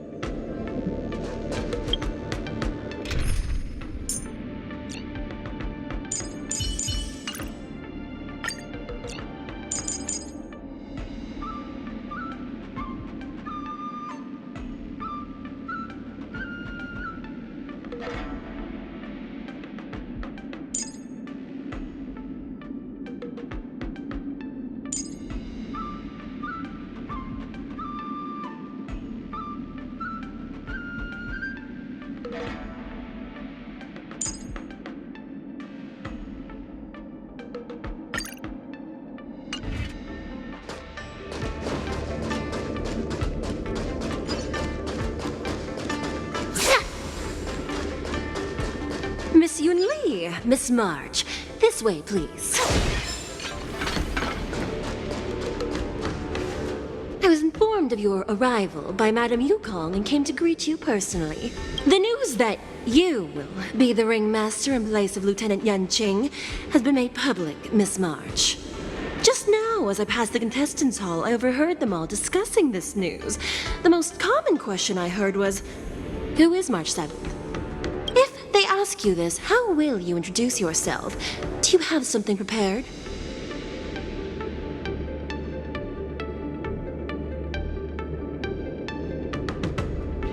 I am a disciple of Lieutenant Yanqing. That means that I'm also technically a grand disciple of General Jing Yuan. When you put it like that, I'm actually a pretty big deal. Ugh, you completely left my name out. How rude. I see you are both quite relaxed. Impressive, given the imminent danger you face. Miss Yun Li's contestant information was registered for the war dance a long time ago.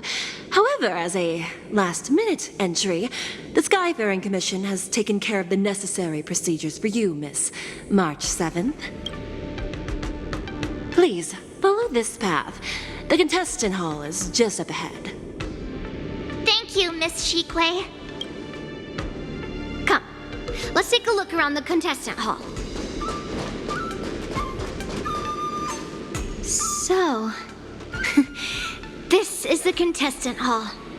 Oh, there are so many people! March, before the war dance begins, allow me to give you one more lesson. My grandfather always told me that a weapon mimics its master. That means that a person's weapon will reflect their habits and personality. You've seen me wield old metal before, haven't you? Tell me, what did you observe from that? Master Yun Li's old metal is taller than a person. Being able to wield a weapon like that must mean that you have ridiculous strength, right? Observing the weapon that your opponent uses, assessing what kind of battle skills they excel at, and where their weaknesses lie, is the key to victory in battle. A shockingly heavy sword like mine, for example, is obviously not suited for a long, drawn-out battle. So, it would be best to find a way to drag the battle out. Why would you tell me your weakness?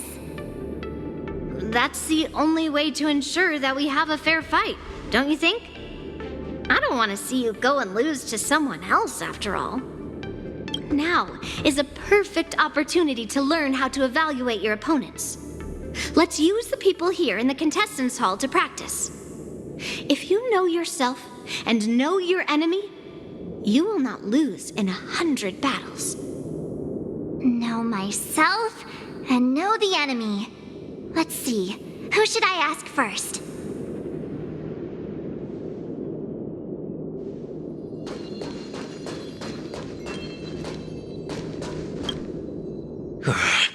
I came here because I wanted to meet the great Lieutenant Yanqing I've heard so much about, and finally cross blades with him myself.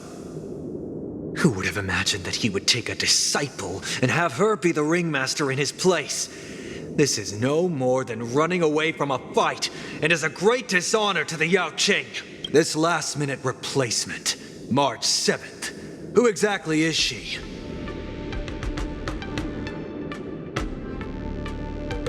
That's right. I'm the March 7th that everyone's been talking about. What? You're March 7th? Don't worry. I'm a newbie swordmaster who's only been practicing the art of swordplay for half a month. March 7th. Standing before you is a seasoned Cloud Knight who has practiced swordsmanship for over 200 years. Tricking the opponent into underestimating me is a valid tactic too, right?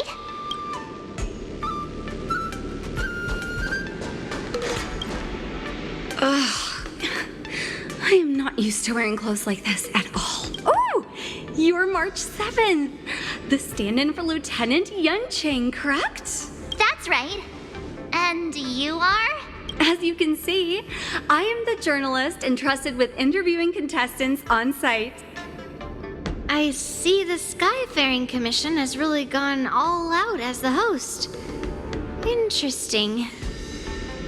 That's right. A big event like this just can't go ahead without a few of us running around. Since the competition is getting started, could I ask you some questions that are on my mind? Oh, great! First, the question that is on everyone's minds. Lieutenant Yanqing is not appearing in today's war dance. This is just gossip from unreliable sources, but I hear that Lieutenant Yanqing is seriously injured. Is this true?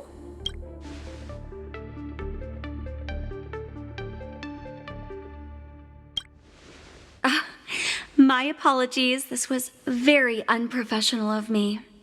I see that Lieutenant Yanqing has his own affairs to tend to. Then, let us look forward to seeing a valiant performance from you, Miss March. Once the war dance begins, you will be challenged by master swordsmen from many different worlds, Miss March 7th. Are there any that you're looking forward to facing in particular?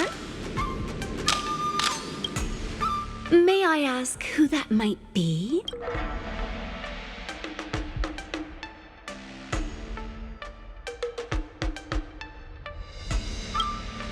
So March 7th is ignoring everyone around her and is declaring her will to challenge the Merlin's Claw of the Xianzhou Yaoqing. Thank you very much for accepting my interview. Much appreciated. A sweetness that's bound to last.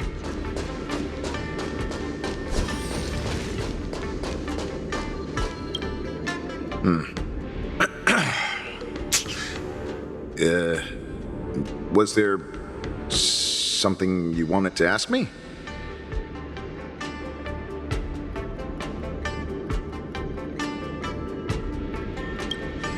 If I had to think of a weakness, well, whenever I open my mouth, I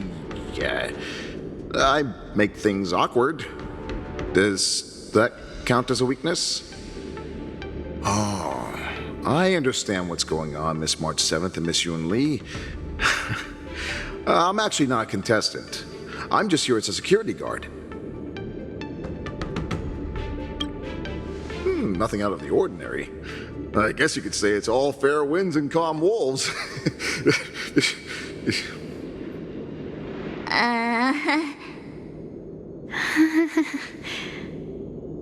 Another awkward pause. I knew it. Did you get it? Wolves sounds like waves. It's a funny pun. He's actually explaining his joke. Making things awkward really is my weakness. There are still many guests arriving here. Please be cautious. Understood. The first round of the war dance is about to begin. Are you feeling okay, March? Me? I'm fine. As soon as I saw all these people gathered here, I suddenly felt weirdly relaxed.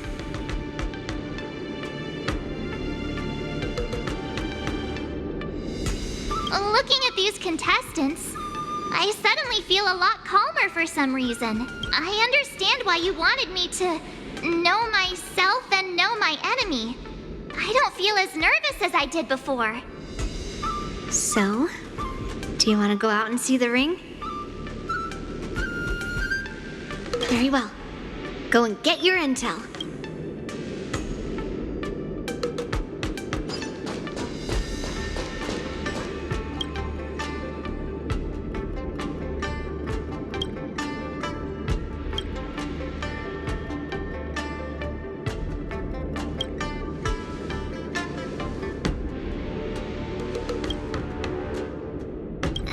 Enough knowing the enemy for now. Come on, I want to see what the ring looks like.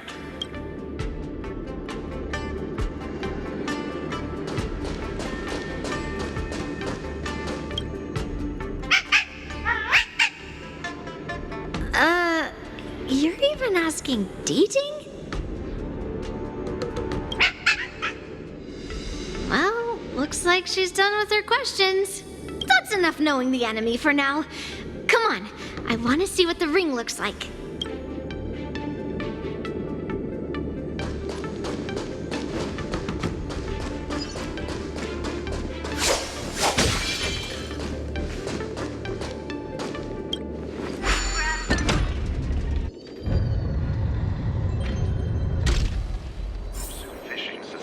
If we walk through here, we'll be able to see the War Dance's official venue.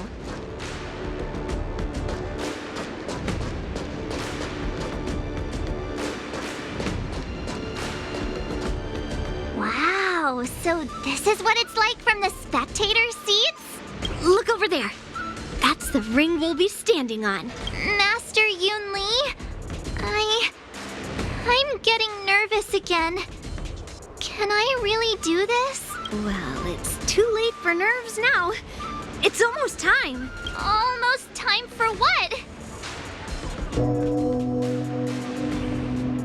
As soon as I think about the mission General Hyen gave me, my heart starts racing like crazy. What do I do, Master Yoon Lee? It's when it stops beating that we need to worry. Just take in the atmosphere and prepare yourself. I have to leave for a moment and do some inspections around the ship. This was also part of Grandpa's orders. I wonder how Master Yen Ching is doing over there. Hey, focus.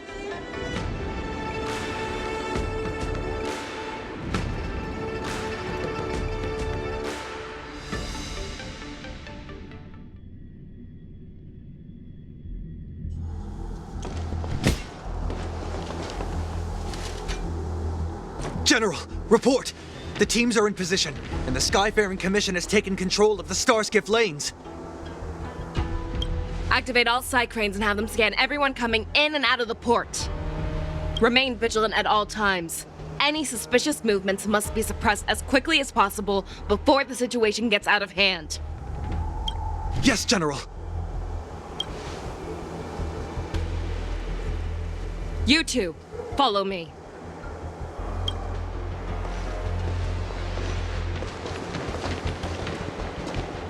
What's signals nearby, but we lost contact just a moment ago. That mean... He will be fine. Cloud Knights, search for the target.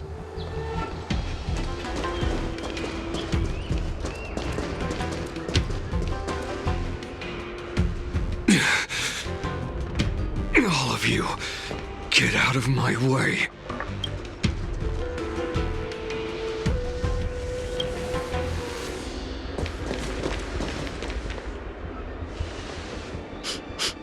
Wait. Don't go any closer. General, I failed you. That mad dog left me here as...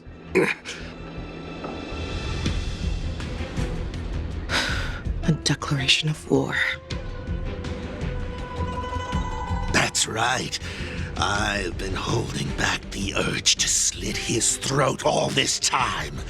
Well, Lord Hule ordered us to remain here, just to see. If you, the great Merlin's Claw, mortal enemy of the Borison, are able to join him in a little hunting game. Hunting is not a game. It is a battle of life and death. Are you ready for your death, abomination?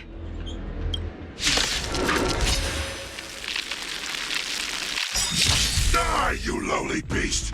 Die! Save your breath! Not Attribution will find you. Forget your wallet? Ill tidings manifest.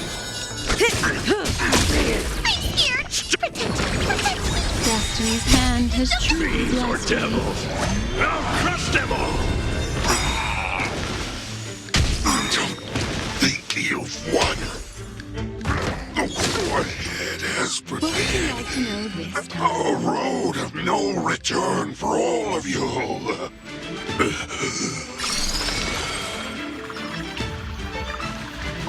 Again, the ill tidings manifest.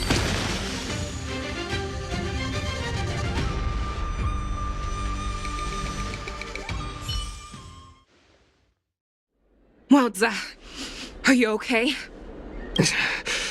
I wasn't able to save Jiao Chou. Hule was more cunning and powerful than I imagined. Tell me, how is he planning to declare this war against me? With a one-on-one duel? Or with a hostage exchange, maybe? Hule is planning on attacking the bustling streets of the Xianzhou Luofu. What did you just say? Impossible. Even if there is still undercover Borisin that we haven't sniffed out, Hule can't have more than a few dozen people. How is he planning on simultaneously attacking the streets of the Xianzhou Luofu? He has an ace up his sleeve. Hule's body holds a plague mark passed down through generations of Borisin. I've seen him convert a Foxian to a Borisin wolf trooper with my own eyes. This is Hule's declaration of war. His blood. It can cause Foxians to rapidly transform and lose their minds. He has passed his blood to his minions, and is planning to spread it across the Luofu and stir up panic.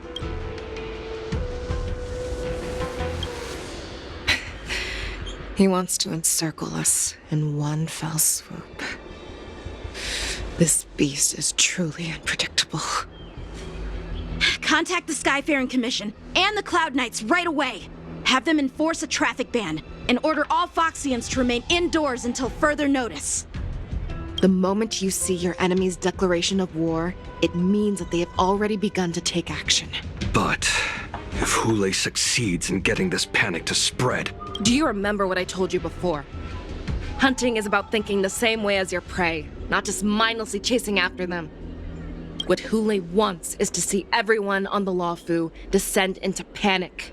He wants to see us lose our minds and waste our limited manpower scouring every inch of the Luofu for signs of an attack until we exhaust ourselves. It's like that party game that the people of the Yaoqing love to play. They hide an object under one of several bowls, then move the bowls around and have you guess which one the object is underneath. The way I see it, this is all nothing more than misdirection. No matter what Hule does, there is one truth that cannot be changed.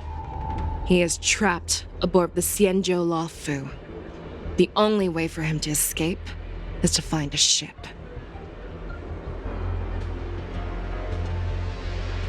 Right now, the only ship he'd be able to see is the Sky Splitter. In his eyes, that ship is full of countless hostages. That would be the best place for him to go. So, that will also be our final battlefield. But if we're wrong about this, if he goes somewhere else, or if he does as he said he would, and his minions infect the Foxians everywhere with wolf blood, what do we do then? Are we just supposed to abandon those less likely locations? This is another lesson that you must learn outside of swordplay. Weighing your options and making a decision. There are always questions that we will ask ourselves, but never be able to answer. Before making a decision, we must destroy any hesitation that we are holding on to. Once we make a decision, we must fight off any regrets. There is a chance that we will make the wrong decision and allow our allies to be sacrificed in vain. There is a chance that we will predict our enemy's movements correctly, yet underestimate their strength and be overwhelmed in battle. But being lost in hesitation and failing to take any action will always be more harmful than taking the wrong path. We must make a decision, no matter what. Everyone, listen up. I will personally take charge of Starskiff Haven, evacuate the people, and prepare for any possible attacks.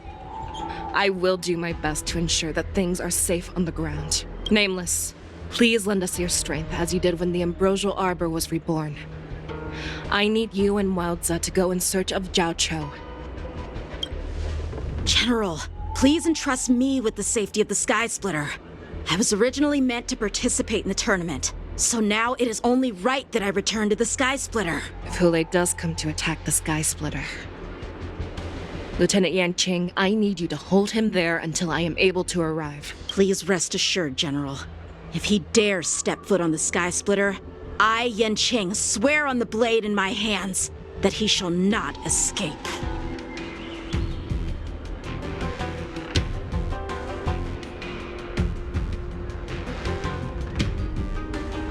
Cloud Knights, The Borson have arrogantly decided to challenge us on Xianzhou territory. They vow that they will unleash a bloodbath along the streets of the Xianzhou. The unarmed civilians of the Xianzhou and countless visitors from afar are under our protection. Let me ask you, as Cloud Knights, will we allow the Borson to succeed with their plan? Be on your guard.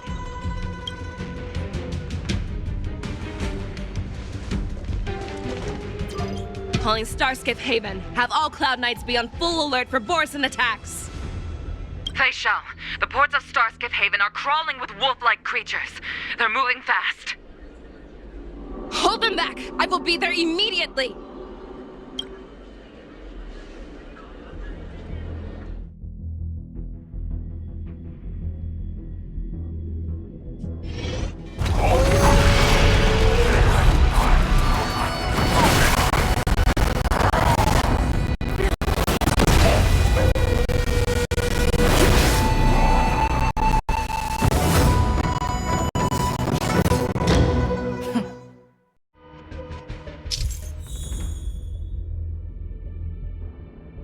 There you are, Fei Shao.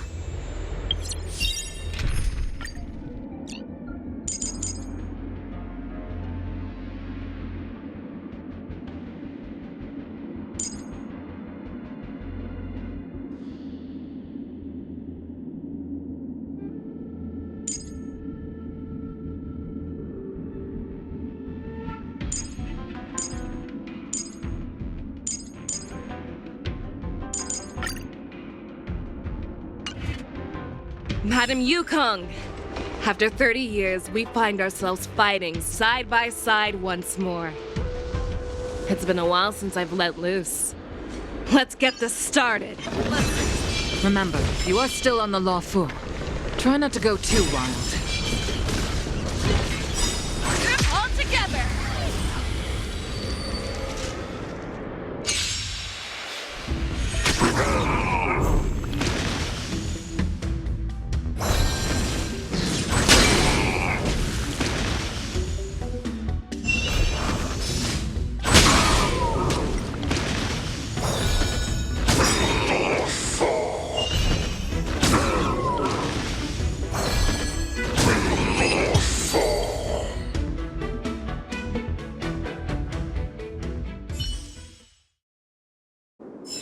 A short respite, then time for the next fight.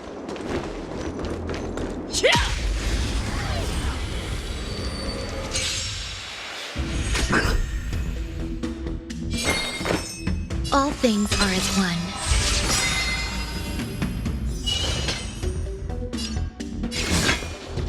Fearless and unstoppable! Too slow!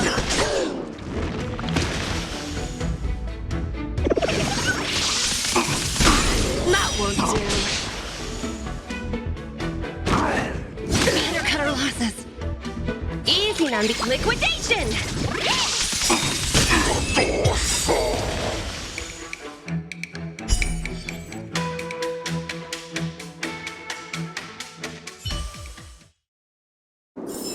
A short respite, then time for the next fight.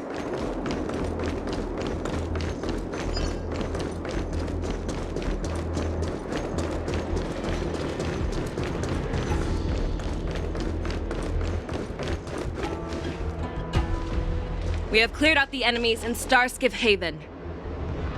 But it seems that there are fierce battles being waged at both the Exalting Sanctum and Arum Alley. I will prepare a Starskiff. We cannot allow the fighting to continue.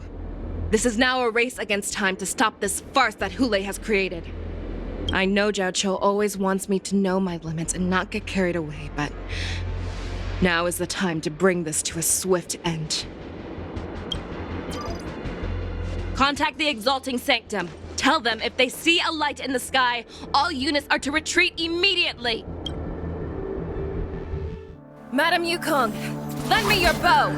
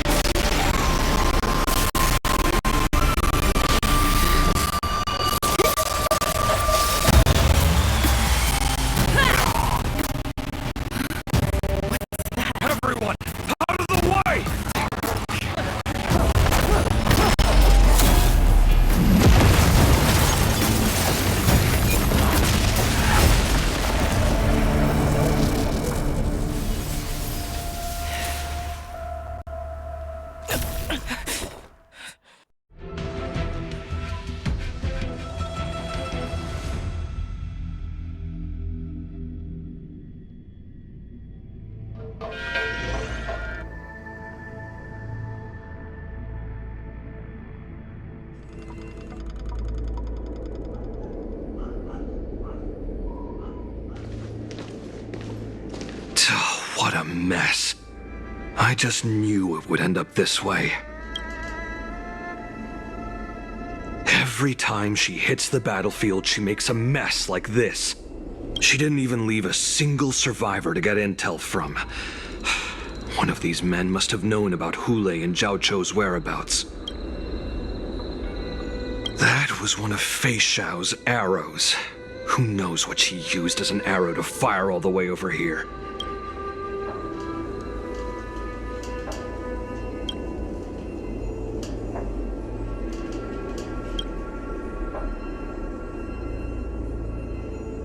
Take a good look around. If you can find one or two Borisin that aren't dead yet, let me know. I don't care how tight their lips are sealed. I always have a way to crack them open and get the information we need.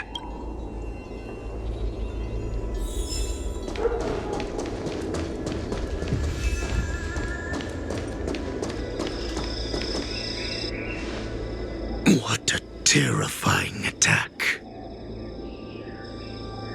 Who could have imagined that such astonishing strength would lie in the hands of a Foxian war slave?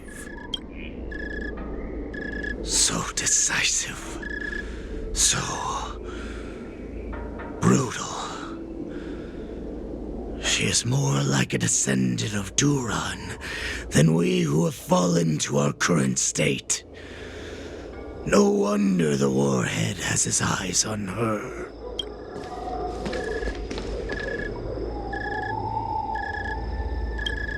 I remember you, Mock Talk.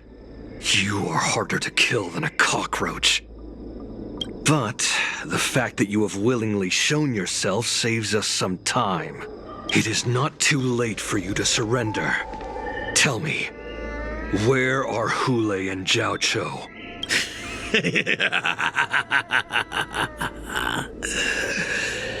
Save your energy, Yao Qing monkey.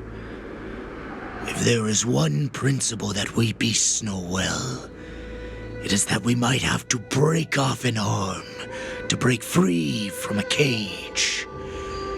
Today, I will be that arm. I lived as a hunter for many years. Yet I have only followed the Warhead for this recent, brief period. However, his existence has brought light back to our once blind eyes, like the moon of Verdantia. He has shown me the way. The descendants of Duran have abandoned the Wolf's Creed. In order to ensure our survival, we took solace in the shadows and fed on one another. We were no longer wolves. We were no more than rats, living a dirty and pathetic life. Thanks to the gift granted to us by Lord Hule, I have shared his vision and his blood.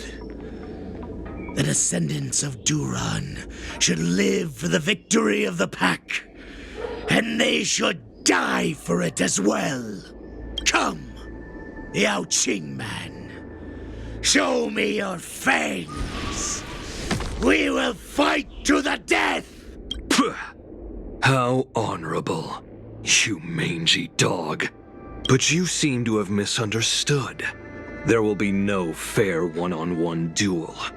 Let's see how tough you are once we've put you down.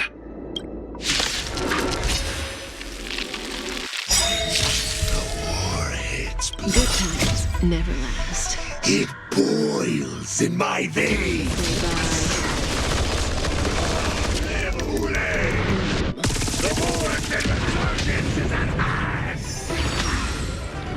Borisin resurgence? You think... Fight me! Strength like this will send me running! Memories are ever beneath the silent waters. Lies an endless abyss! Come feast your eyes! It's never too early! For a happy new year! I must hold on. Turn out your pockets! Relax. The threads again, the ill-timed manifest. Caught in the net.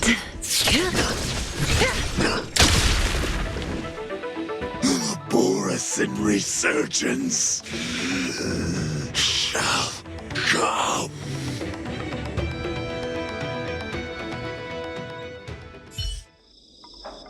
No matter how heroic your sacrifice, there is no honor in your battles or deaths, Borisin.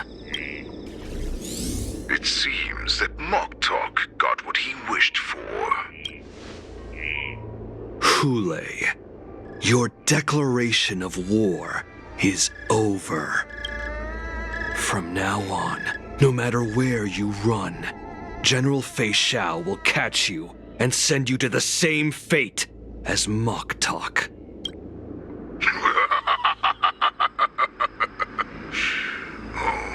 Your tongue is sharper than your claws. Don't stand in my way, child. Have your general speak with me. Our little hunting game is not over yet. Stand down, Watsa. I am here, Hule. What do you wish to say? The Merlin's Claw. Though we have never met on the battlefield, I have heard many interesting things about you from both my men and your healer. The people of the Xiangzhou must be quite brave to allow a Foxian war slave with Borisin blood to ascend to the position of general. Has no one ever questioned that lineage of yours? Or could it be that your grand achievements were enough to convince everyone to keep their lips sealed? Claiming to have family ties with the enemy sounds to me like an attempt at asking for mercy. Hule, are you begging me for mercy? I see that it is not only the ruthless blood of a wolf that courses through your veins, but also the cunning blood of a fox. When you think about it, this was a gift from the Borisin. Anything that we gift, we are also free to reclaim. The Merlin's Claw. I shall extend a final invitation to you. I will be waiting for you on the Sky Splitter. Before you arrive, I will slaughter all in sight, allowing the crimson moon that has fallen dim for over 700 years to once more come to life. I will illuminate this ship with the sheen of blood and show everyone just how weak and powerless the Xiangzhou is. Then, I will pilot this ship through every blockade and barrier you have prepared and begin my journey home. This ship shall be the flagship for the Borisin Resurgence. Before I finish these tasks of mine, you have a chance to stop me or die at my hands. This is the path that I have prepared for you. I accept your challenge, Hule. Because the very moment you stepped aboard the Sky Splitter, you stepped onto your path to ruin.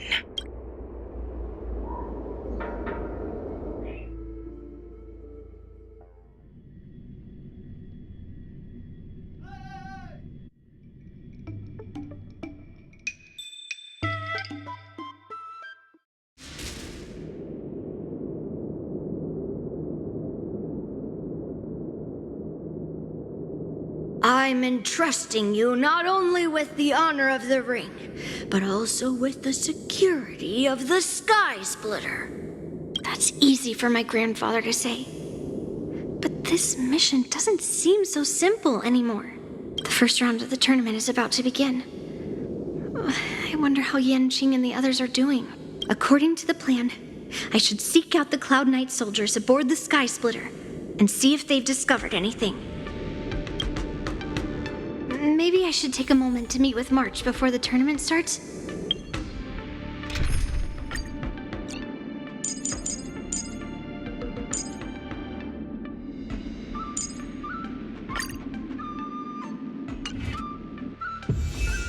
March is in the contestants' lounge right now. Oh, I wonder how her preparations are coming along. March, it's me, Yunli. Are you okay? Ow, ow, ow!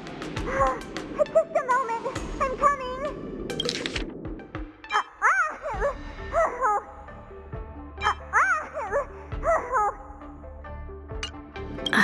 She's still a nervous wreck.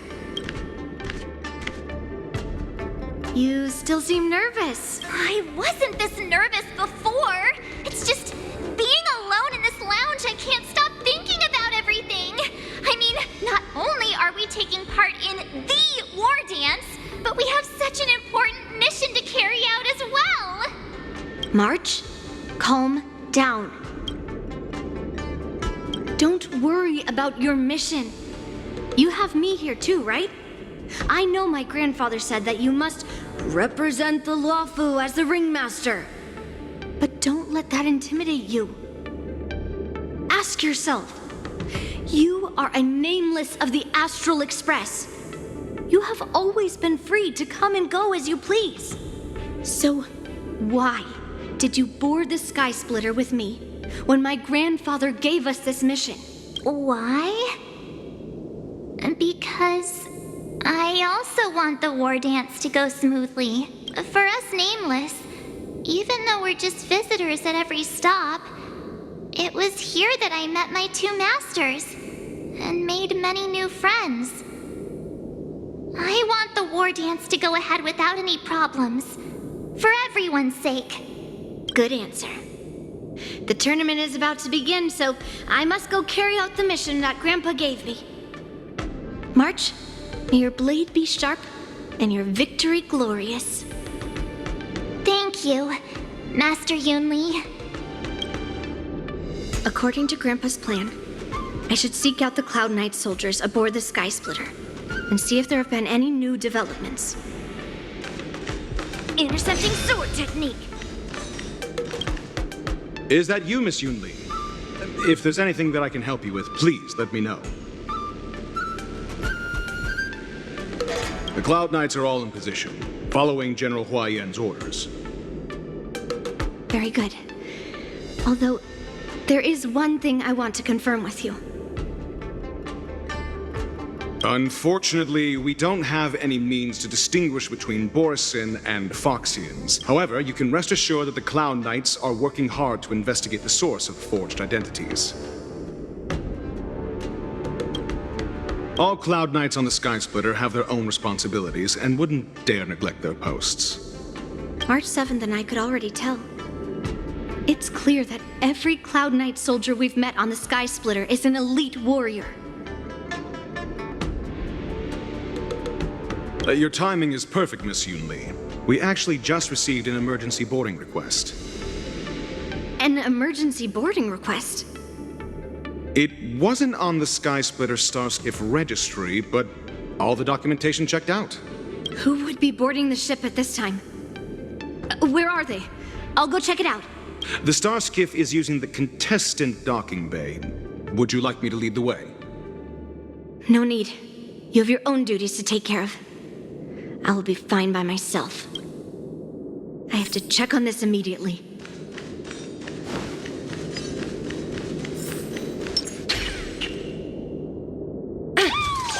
Intercepting sword sound lingers. Routine inspection! All passengers, please prepare for an inspection. So this is the suspicious Starskiff. Where did the passengers go? I'm going to count down from 10. If you do not come out, I will destroy the ship. 10, 9, 8, 7, 6, 5, 4. The time is running out. 3, 2, 1. Wait a second!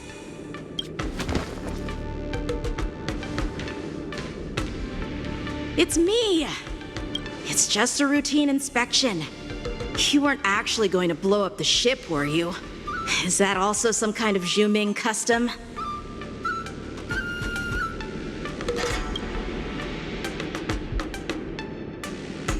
Wait! Even though the Borisin can disguise themselves, they can't turn into someone as short as me. Put your sword away. Didn't little Yanqing claim he was going to give up being the ringmaster and go on the hunt instead? Help shoulder the general's burdens? The Borisin on the ground suddenly launched an attack. General Fei Xiao was concerned that this was all a diversion by Hule, so I requested to come to the Sky Splitter and provide support. I can't believe you ended up back here on the Sky Splitter after running around all over the place. But you're too late to enter the tournament now. Following Grandpa's plan, our disciple March is taking your place as ringmaster. Aren't you proud of her? When I first heard the news, I was definitely proud, but also a little concerned. More manpower is always a good thing, since the Sky Splitter is so large. Oh, and by the way, you should know that... What's happening?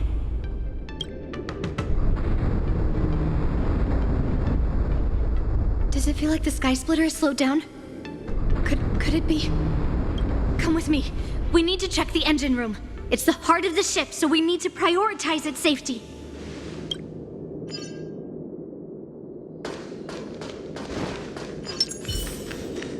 The war dance is about to begin. Contestants, please make your way to the arena.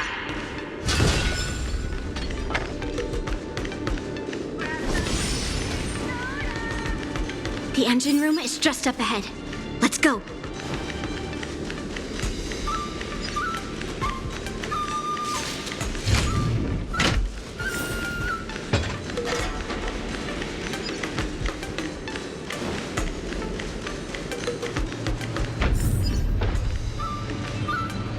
Intercepting sword technique.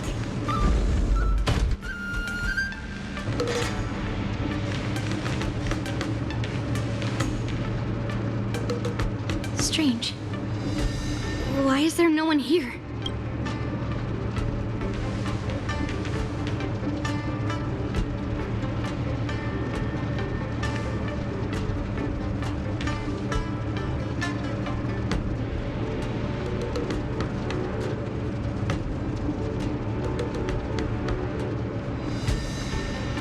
Cloud Knights.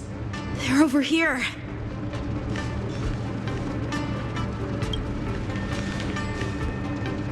And you should be lying alongside them. Don't worry, children. There's plenty of space to hide your bodies over here. Even though I truly hoped that the war dance would go ahead uninterrupted, and that I was worrying for no reason. Now that these guys have finally shown up, it's a huge weight off my mind. Bring it on, you abominations!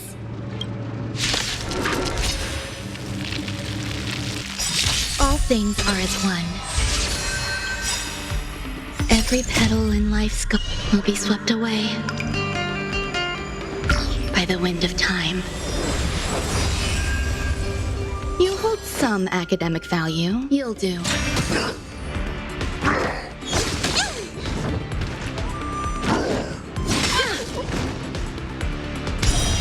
Right on time.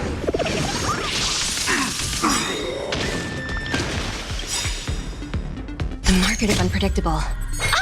Right! Investing in victory means playing the long game! Yes, you! Easy, Numby. Easy. Assets confiscated!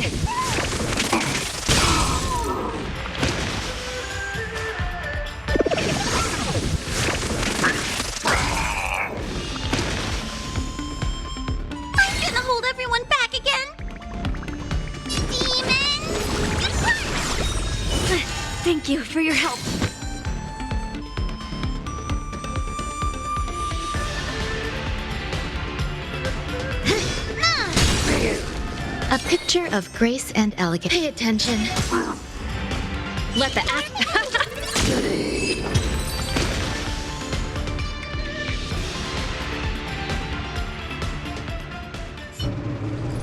If we found 2 wolves in the engine room, that means that even more abominations have infiltrated other areas. Hule is already aboard the Sky Splitter! There's no time to talk about this. The war dance has already started. If my guess is correct, the Borisin will most likely use the ceremony to begin their slaughter. Let's go. We need to get to the war dance ring. Come with me. To the ring.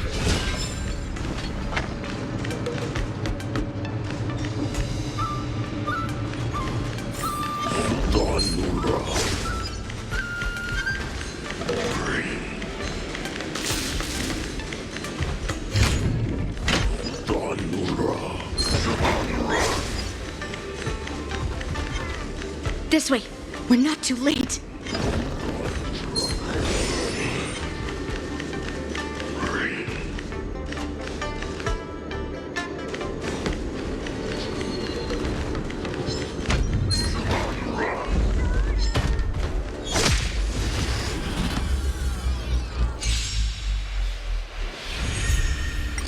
There's more to life than drawing breath. Eternal.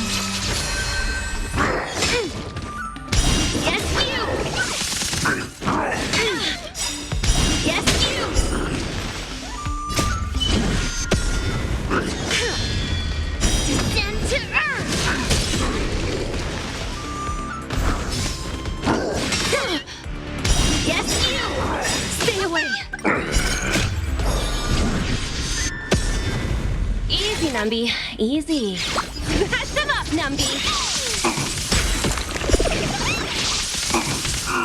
Blades drawn, mountains fall! You hold some academic value. You'll do. Give me space! Thank you for your help. Rock-shattering slash!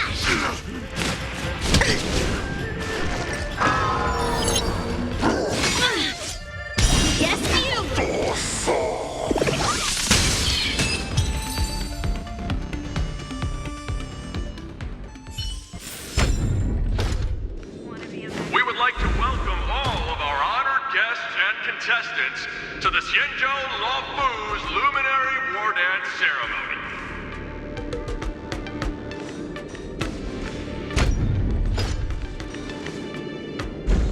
We would like to welcome all of our honored guests and contestants to the Xianzhou Luofu's Luminary War Dance Ceremony.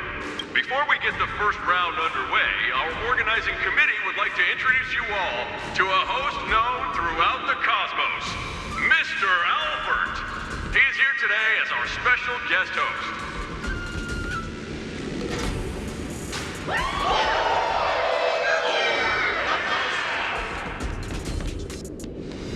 Let us invite our special guest host, Mr. Albert, to the stage to formally open the war dance.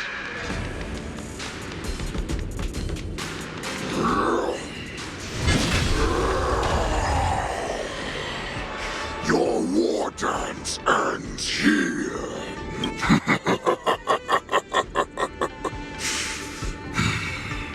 From this moment on, the Sky Splitter belongs to me. And for you, dear spectators, I have prepared a true fight to the death. Now, run for your lives! My apologies. The spectators that you were expecting aren't here. Everyone here actually came to see you. Cloud Knight, prepare for battle! Xianzhou swords, Cloud Knight roars! Xianzhou swords, Cloud Knight roars! Xianzhou swords, Cloud Knight roars! Xianzhou swords, Cloud Knight roars!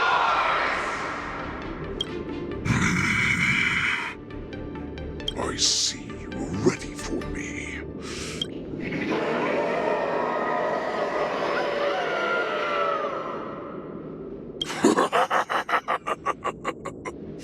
That's fine too. Since you have all prepared for your deaths, come, give me all you've got. Entertain me.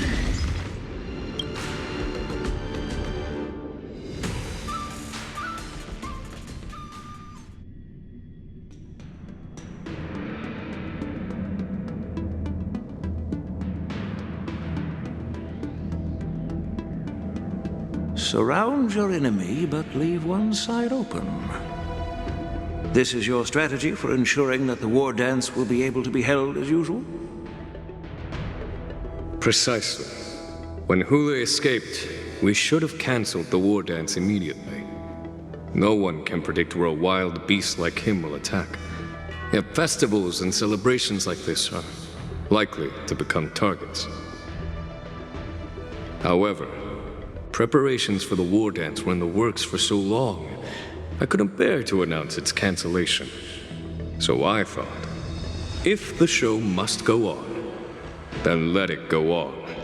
But that doesn't mean that the war dance we hold today has to be the real event. All we need to do is swap all the spectators and contestants aboard the ship with Cloud Knight soldiers, and the Sky Splitter soaring high above will become the ultimate battleground for our hunt.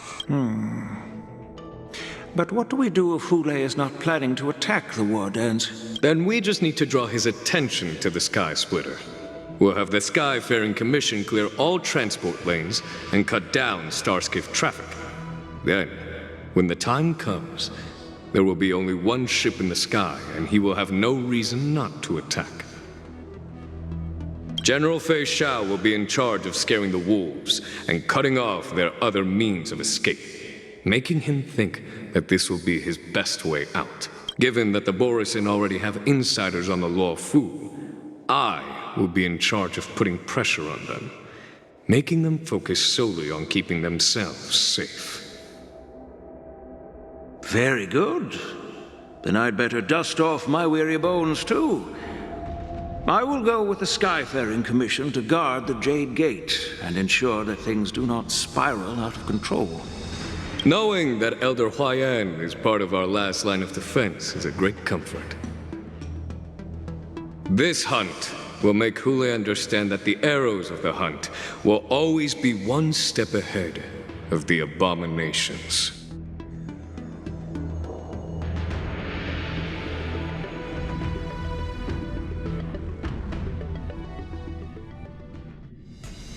That jolt just now. What's going on? It feels like the entire ship has started to slow down. Borisin must have actually infiltrated the Sky Splitter. Based on General Huayan's orders, it's time for me to take action.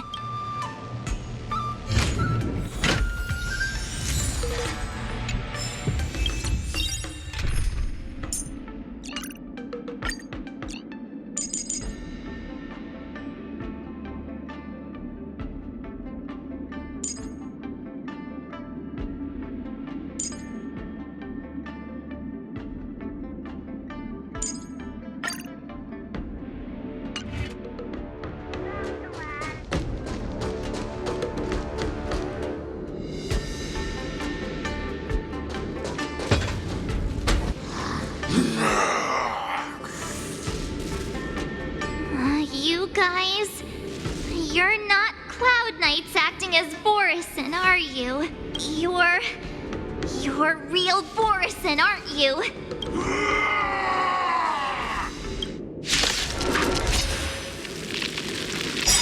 Oh, it looks like the General's arrangements are finally coming in handy. I need to find Yunli and the others as soon as possible. All will be swept away by the wind. I could take 10 of you. Nice job! By the order of the 10 lords, execute the Marastruck! Not very sportsmanlike. You could have surrendered.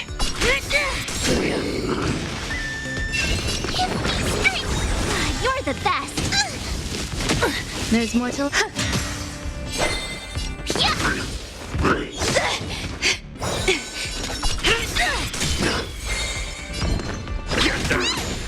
Ready to shine. Fiends or devils, I'll crush them all!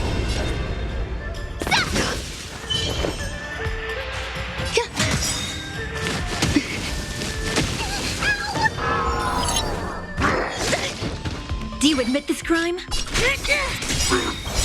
By the order of the Ten, execute the Marastruck! I can do this! Protect! So this is the warmth of life. Time to show you what I can really do. Azure Dragon, White Tiger, less carbs, what's this? Some value, I suppose.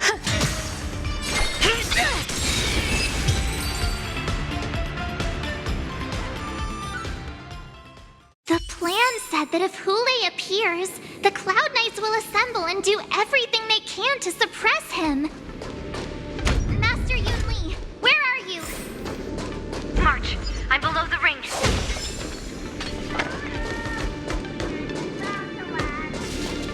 The hall below the ring. I remember it being this way.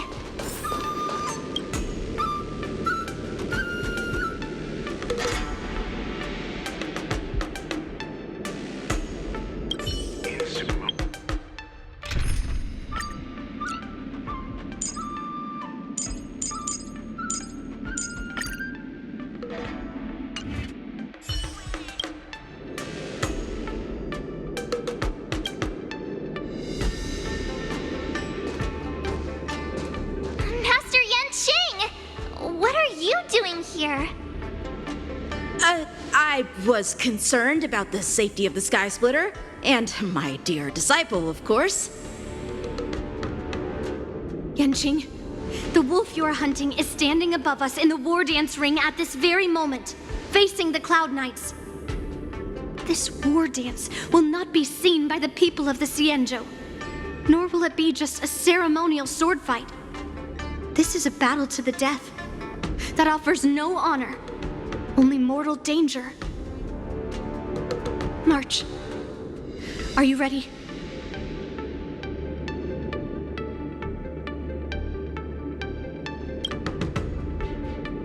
To use General Jing Yuan's favorite expression, since I'm already here.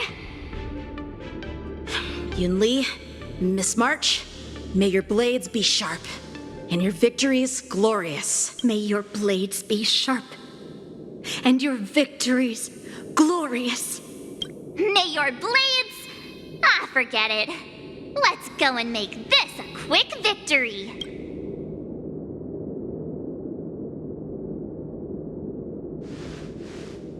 Let's go.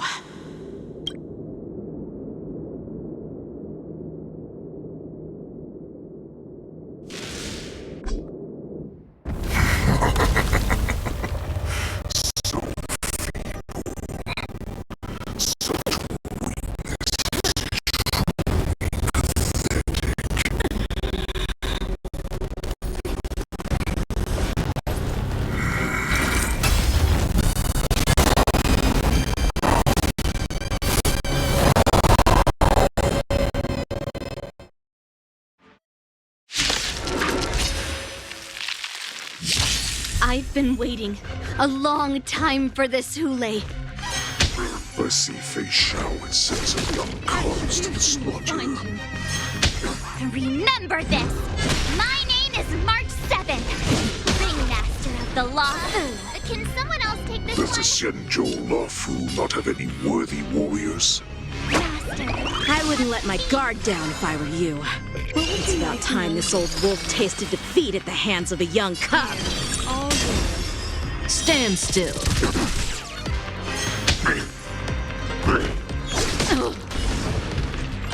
That breathing sensation.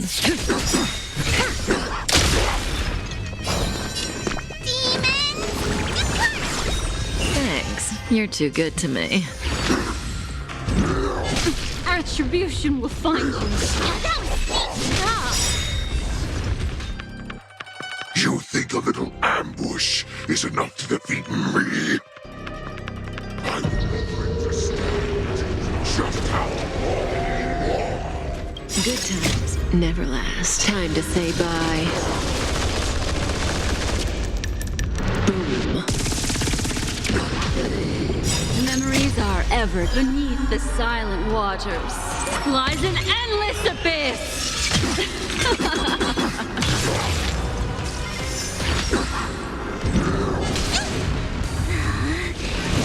Such insane power!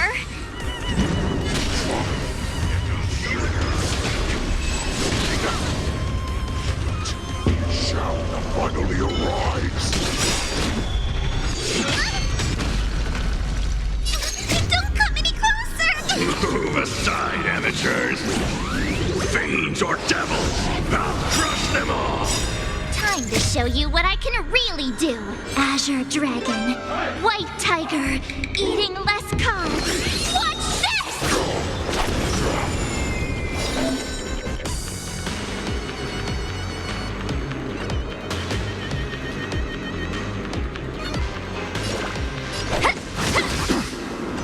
Relax. The threads of death again, the ill tidings manifest. May as well kill them all.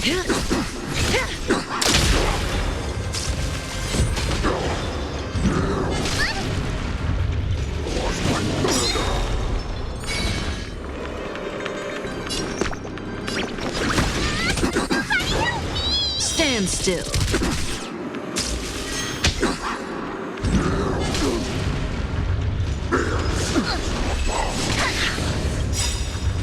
Good times never last. Time to say bye. Boom.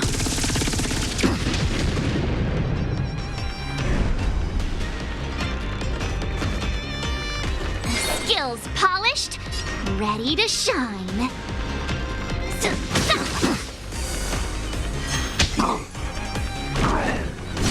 Attribution will find you. Memories are ever chased. Beneath the silent waters lies an endless abyss.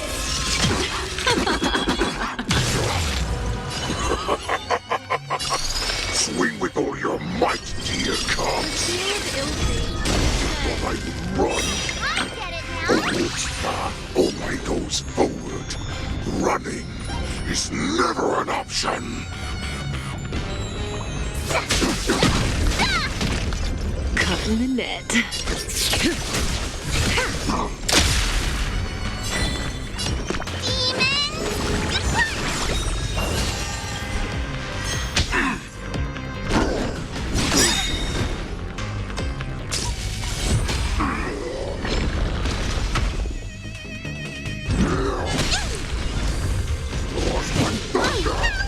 What would you like to know this time? Here, all yours. Relax.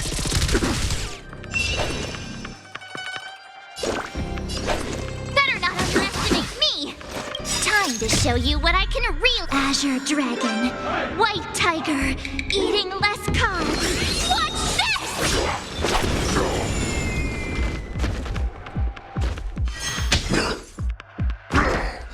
Not bad.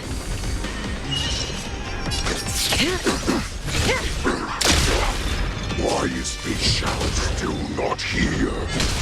I'm bored of these cops. When this goes on, they'll all be dead by the time she arrives. Move aside, amateurs! Fiends or devils! I'll crush them all! Stand still. Good times never last. Time to say bye. Boom.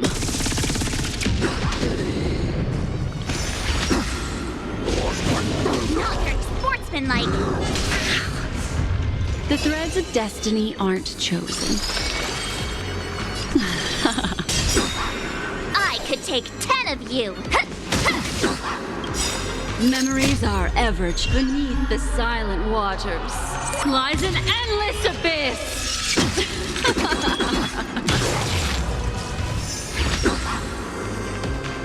Not bad. But it will take much more than that. Your feeble weapons are like blades of brass. My unbreakable body.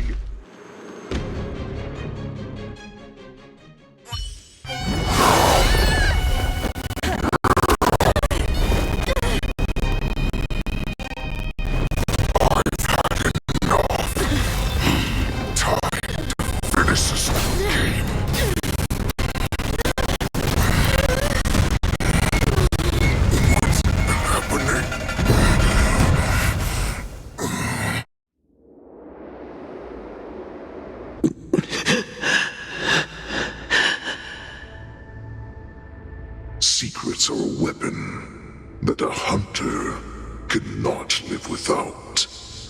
Those that have no secrets are no more than prey, cut open and waiting for death. What you're saying is, in your eyes, I am no more than prey that has exhausted all of its secrets and is simply awaiting its death. Do you think you have some other escape route? Jiao Cho, I have already peeled back your disguises and defenses, layer by layer. I know all the secrets that you and your general have buried so deep.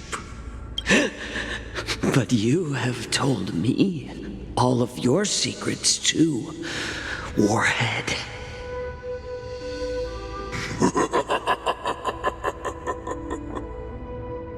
Oh, but you will never have a chance to use them. You will be buried with them right here, although you are a fortunate one. After all, you will avoid having to see the tragic future that awaits your general. I'm sure she understands her fate far better than you ever will. One day on the battlefield, she will be overpowered by her ever-intensifying moon rage, and finally be torn apart by her fury and transformation. Not even your god can save her from this fate, although they can lead her to liberation. And the only way to save her is here, in my hands. Are you the healer? Or am I? Are you really that certain of your own judgment? I must leave, Foxian. But before I go, you know what I must do, don't you? Drink blood wine. I hear it is a Borisin custom to kill prisoners and drink their blood before battle to stir up their madness. You really did put hard work into researching us. It is a shame that this is where your journey ends.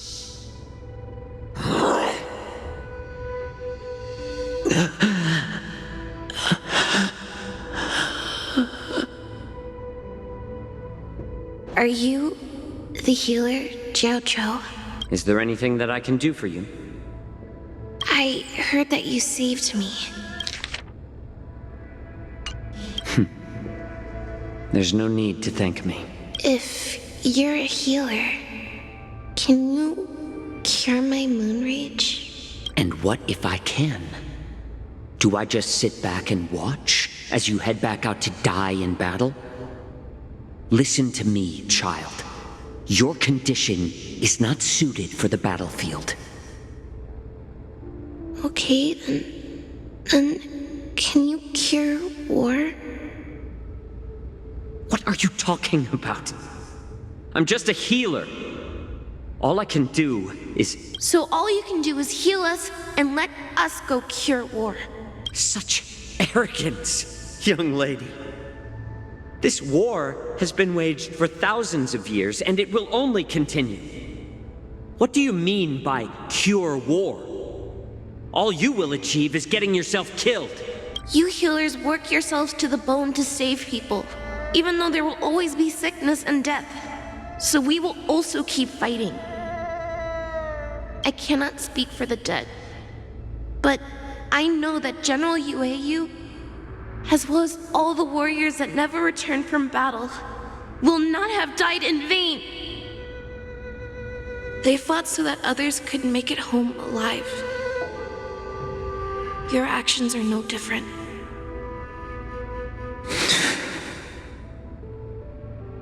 Jiao Cho, this is an order. Cure me!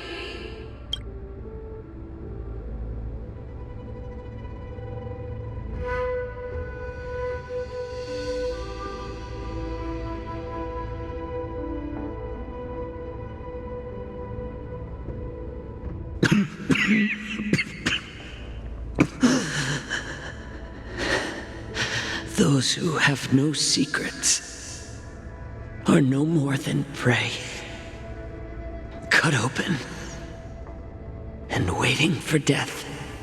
Enjoy the taste of my fresh blood, Hule.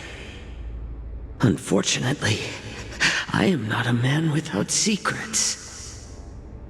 I still have one little secret hidden up my sleeve.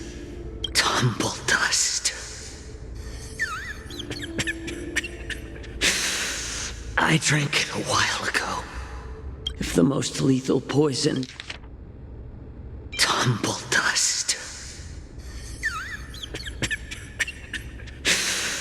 I drank it a while ago. And the poison is already flowing through my veins.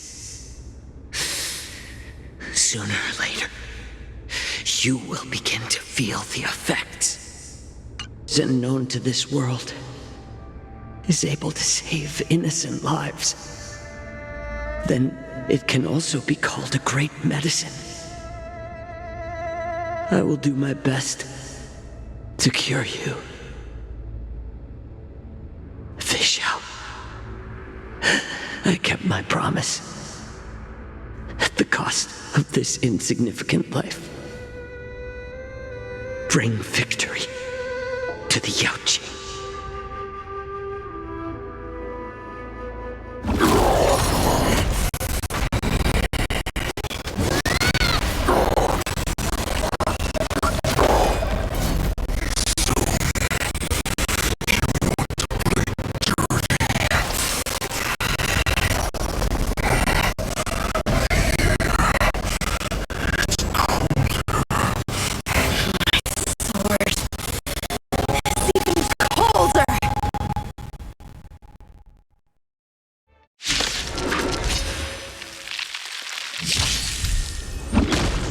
Hule's movements are slowing down?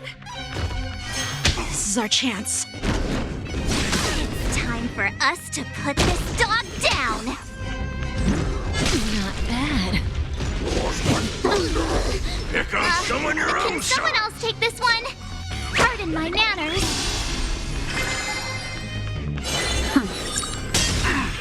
Relax.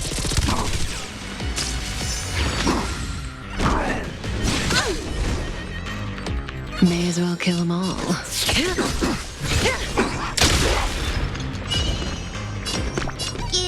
me strength!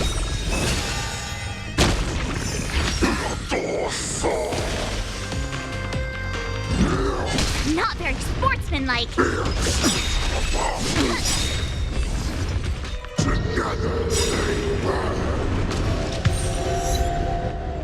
Time to show you what I can really do. Azure Dragon, White Tiger, eating less carbs. Watch this!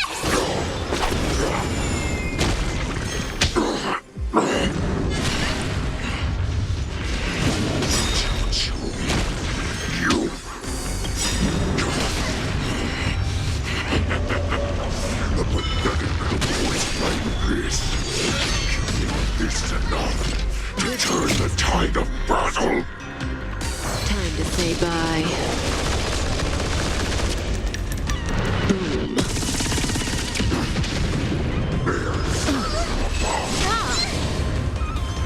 What would you like to know this time? Here, all yours. Stand still.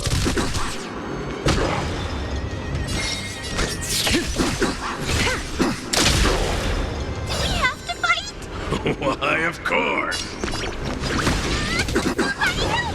Relax.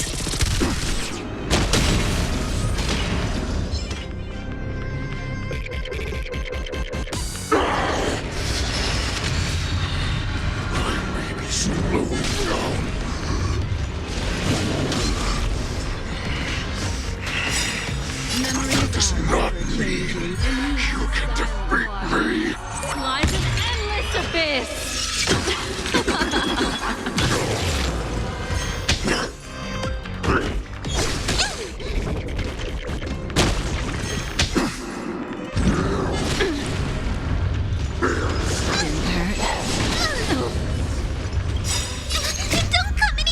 Move aside, amateurs. Fiends or devils, I'll crush them all.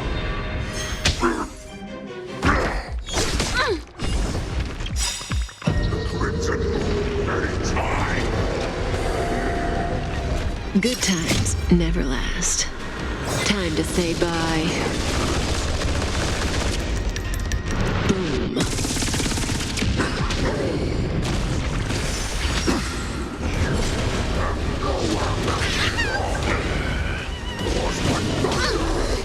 The threads of destiny aren't chosen. Again, the ill tidings manifest. Beneath the silent waters lies an endless abyss.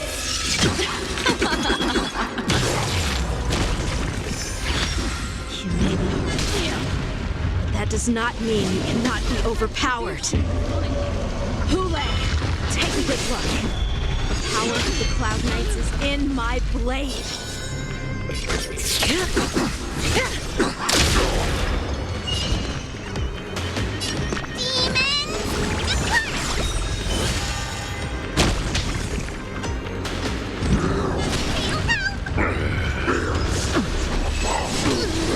Pick on someone your own size.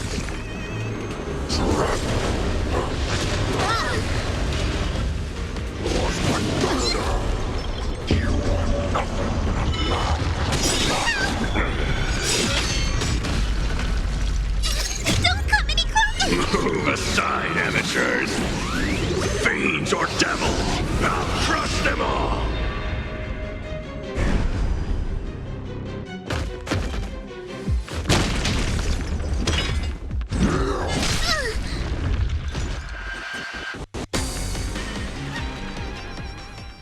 Impossible! How could a mere whelp defeat me?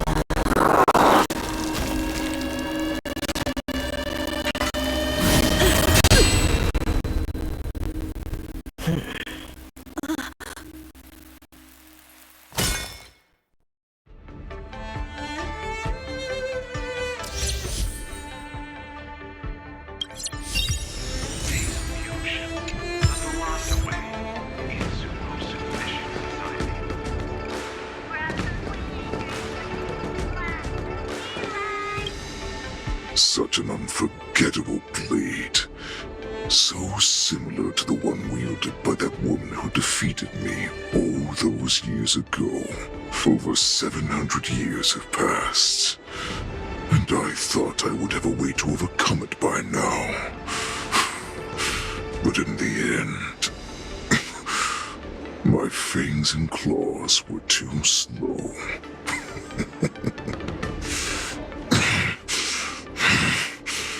You won, child. Stop struggling, Hule. There's plenty of time for you to be tortured by your regrets when you go back to the shackling prison. Yes, I was defeated, but this was not unexpected. And regardless, you still showed your face, Shao.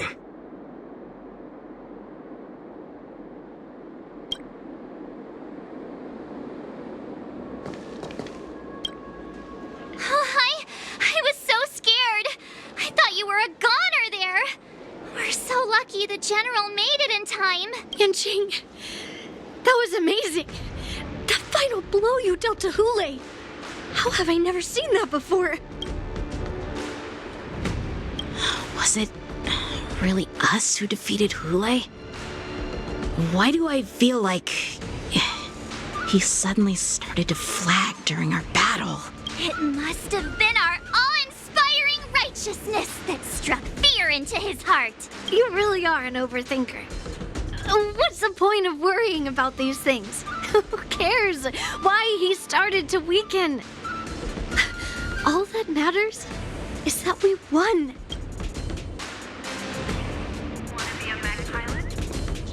The hunt is finally over.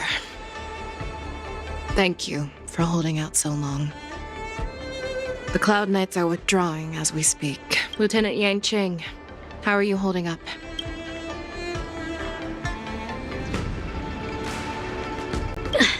General, I can't believe you didn't tell me about the plan for the Sky Splitter. Don't blame me. This was your general's idea. When he learned that you gave up being the ringmaster to join my wolf hunt team, he insisted that I hide the plan from you. Perhaps he thought your impatience would mess things up. Well, you may have run all over the place, but you ended up back here, did you not? Who would have imagined that I would arrive late to the battlefield for the first time in my life? No. Perhaps you young ones' blades were just too fast for me. I originally thought, in the best case scenario, you would team up and hold this beast back while protecting yourselves. However, you joined forces and defeated Hule. The youth are truly to be feared and respected. Come, we need to lock up Hule once again before anything unexpected happens.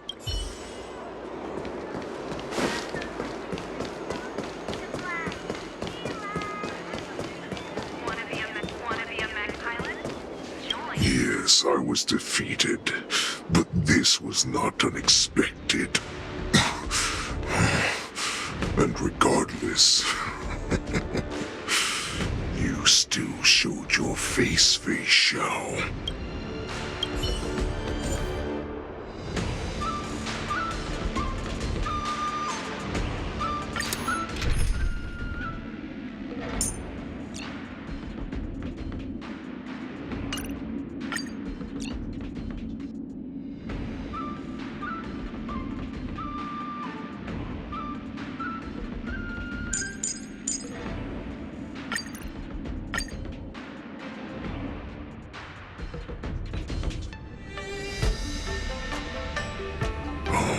I have looked forward to this for so long.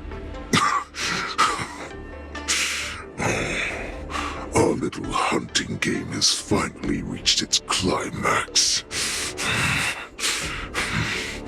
I told you before, I had a path prepared for you. You've doomed yourself.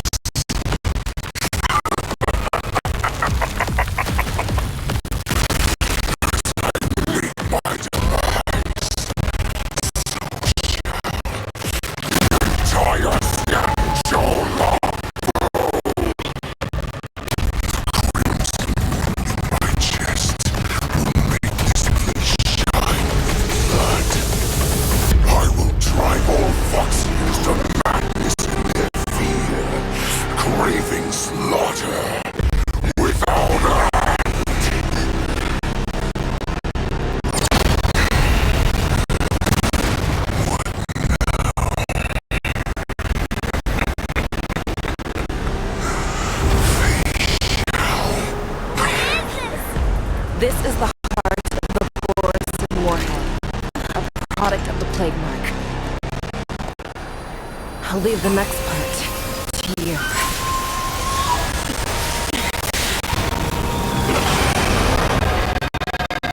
I don't understand. We cannot allow this thing to spread. I will do all within my power to consume this crimson moon. Once the situation changes, Lieutenant Yanqing, you are to enforce the Cloud Knight's military rules. Understood.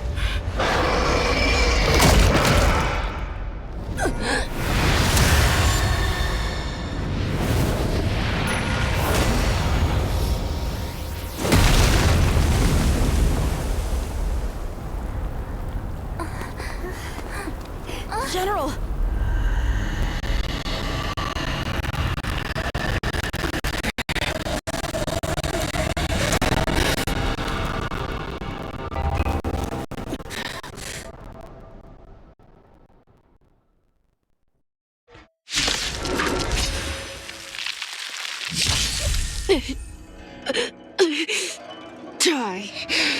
Borison! What? We clearly don't have wolf ears.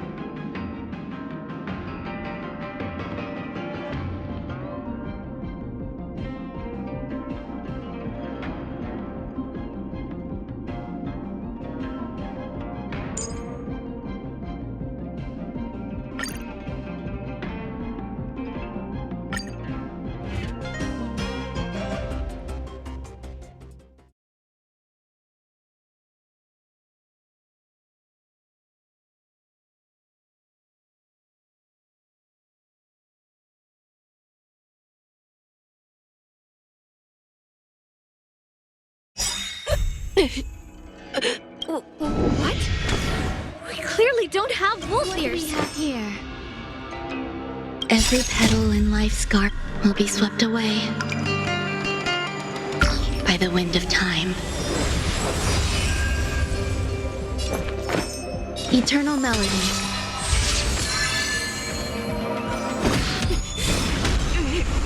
I will not allow any of you to leave the Sky Splitter! Does she think we're her enemies? Hule just wanted to take down the general, even at the cost of his own life. Snap out of it, General!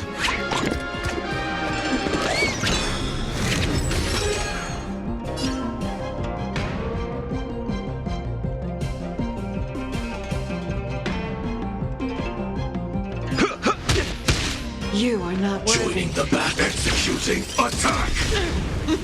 Like fireflies, I will fight for myself until everything burns to ashes!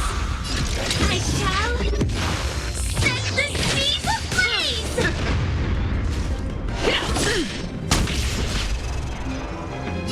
Pay attention. Firefly lives to fight! Fight to live! Did the rhythm get messed up? Dreams do come true.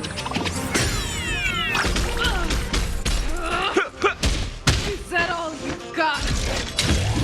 I shall set the seas ablaze!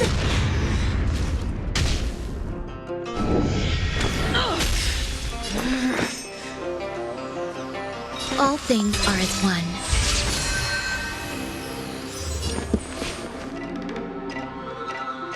Let's improvise.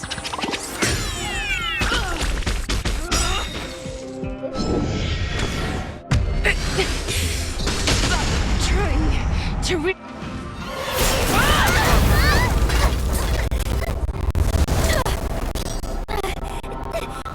can't let her get away! But do we stand any chance at all?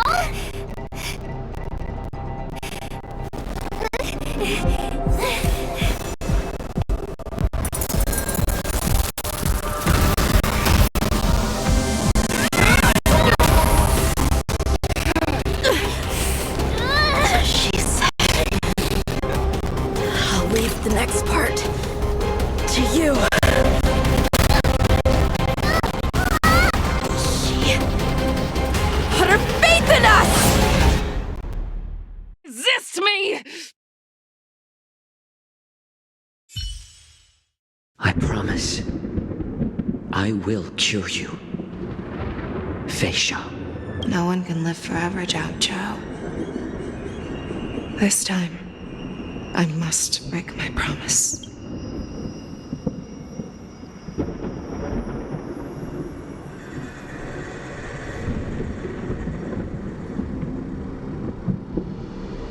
Is this the Sky Splitter?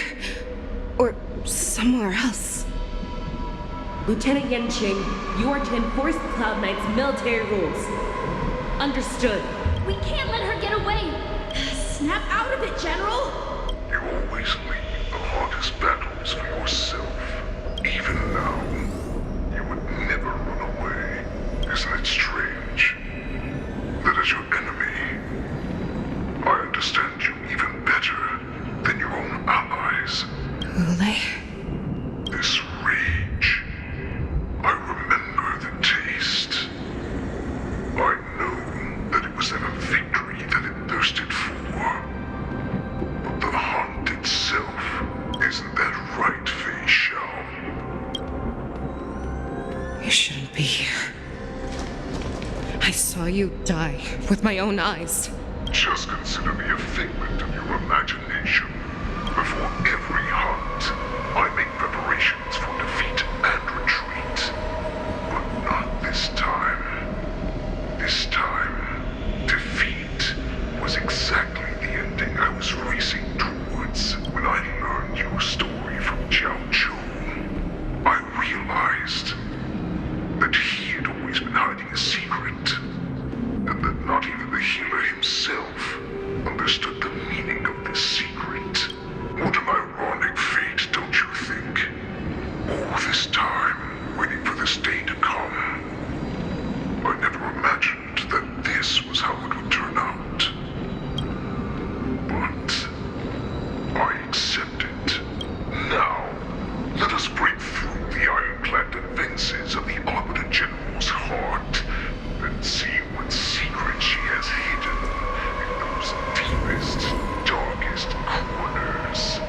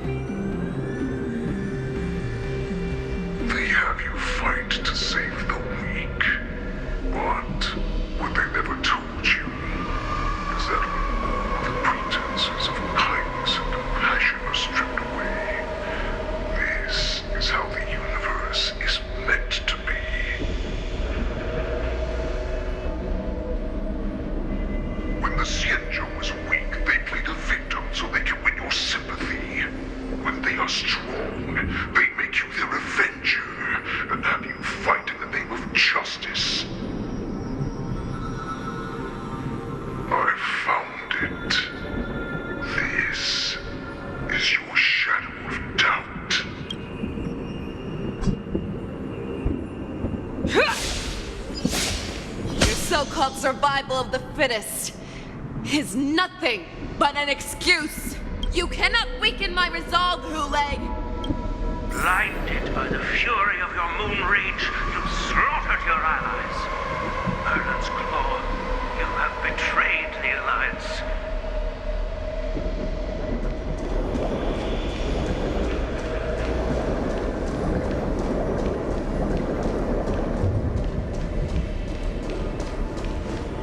Your actions are no different from those of the abominations we stand against.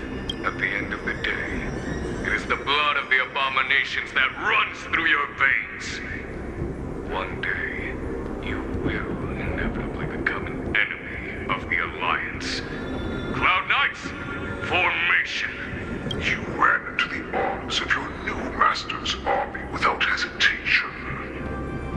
You thought that you had found freedom, respect, and recognition.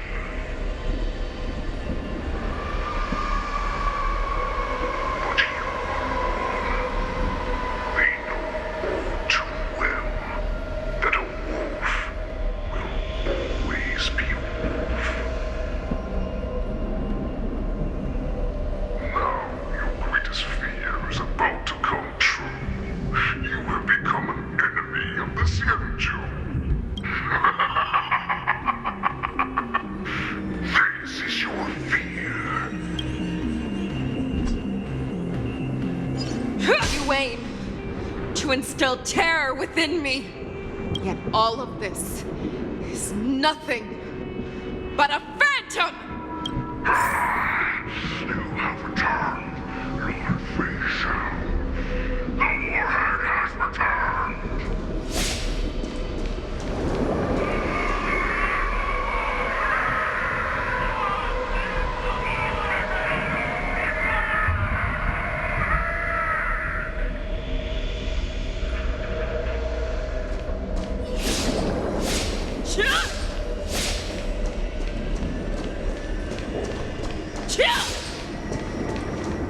It's time to return to the pack, Facial. No matter how deep the hatred you bear for the Borson, no matter how much we may consider each other enemies, I will still show you this path that you never imagined was available to you. Because you made a choice. You devoured the Crimson Moon. You are worthy to become the Borson's warhead. What did you say? The descendants of Duran who came to rescue me hoped with all their hearts that once I regained my freedom, I would be able to turn the tides of battle and change the fate of our people, allowing the Borson to return to their former glory. But this was just a dream used by someone with ulterior motives to manipulate the Borson. They would rather place their hopes of survival on an imaginary savior than gain the courage and strength to fight to the death. Borson like that deserve no more than to be sent to their deaths. And I, a prisoner who was held captive for over 700 years, a criminal of war who was deprived even an honorable death in battle, would become a puppet upon my return, at the mercy of others. This is a fate that I will never accept. For those who are truly strong, Foxian and Borson are no more than labels. Someone who is truly strong chooses their own path. I will create that new path for myself. I will pass the right to decide the destiny of the Borson on to you, former Borson war slave and future Foxian ruler.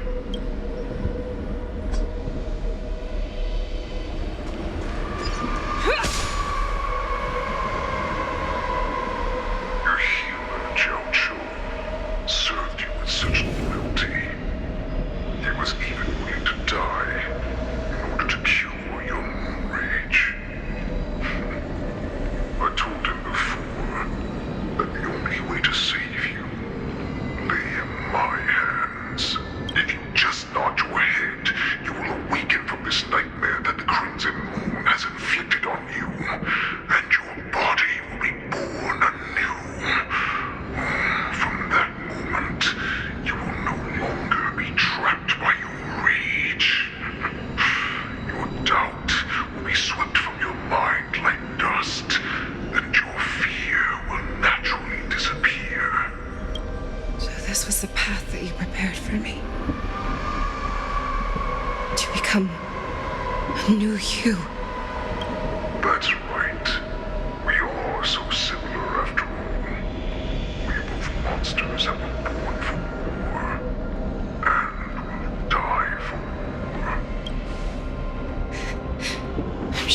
answer doesn't need much explanation.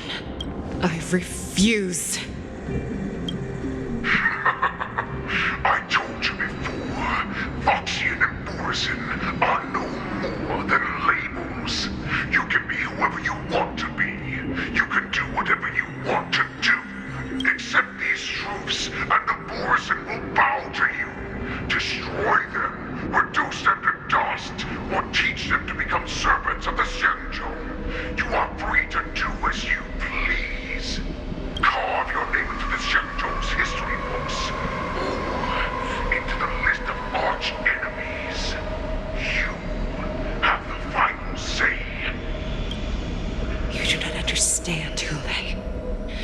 You have no idea what it is that I truly desire.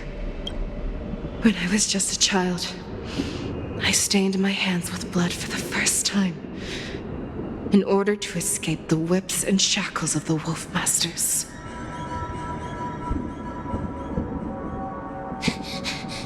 Nirgal! Don't stop! Keep running! I can't run anymore. Saran, are they catching up? They're still behind us. Don't stop! Nirgal! Look up! Look at that light in the sky! That's a shooting star. It's shining down on us. If we just tell it our wish, we can have our freedom. We will all be able to escape. We'll win our freedom and then share it with our cooler brothers and sisters. So you have to run. Quickly! We can do it! We can escape!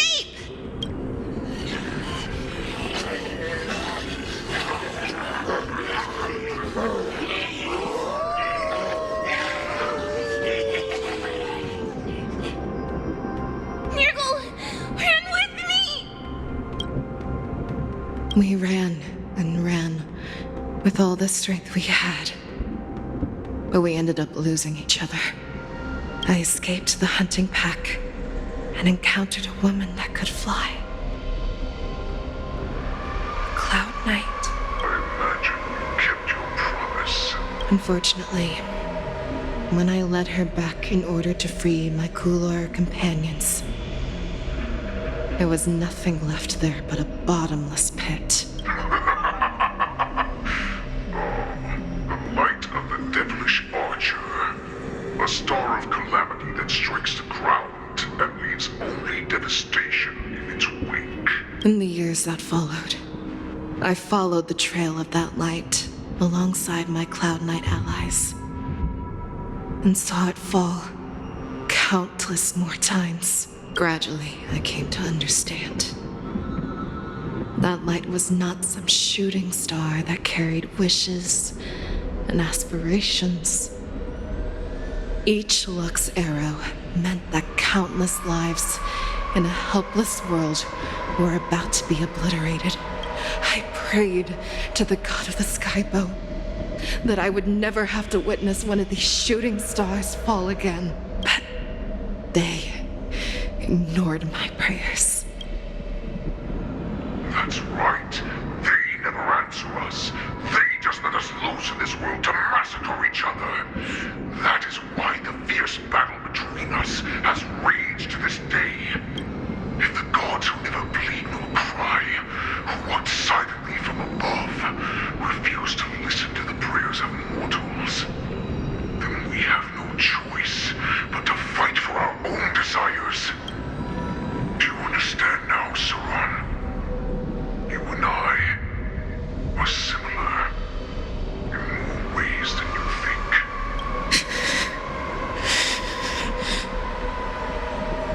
You are a beast that was born for war and will die for war. Perhaps. So, what is it that you yearn for, Hule? Why is it that you fight?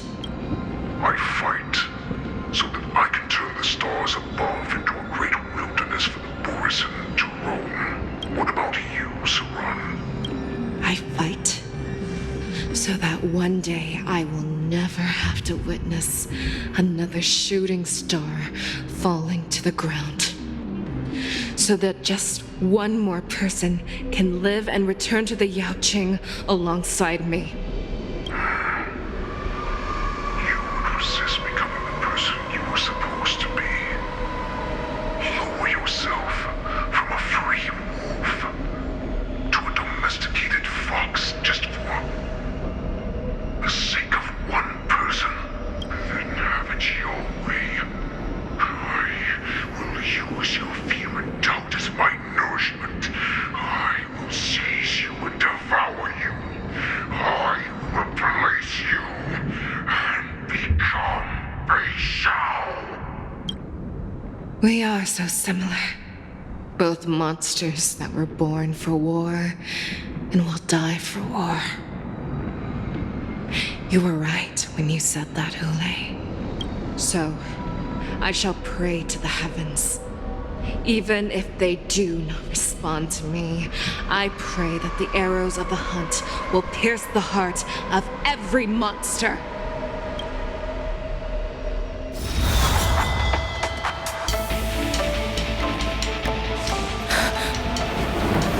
Do you see me, shooting star?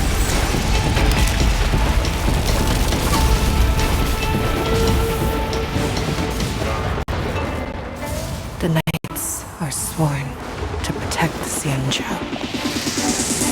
I will uphold this vow until my very last day.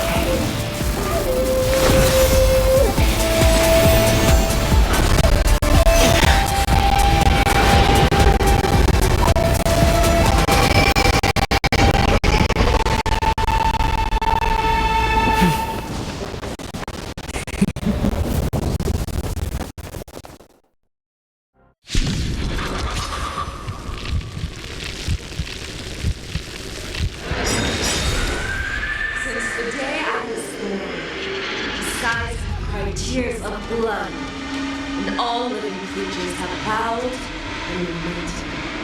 I once commanded the storm and hunted the weak. Now, I will use your inner beast as my weapon, and your name as my prey. Fei Xiao!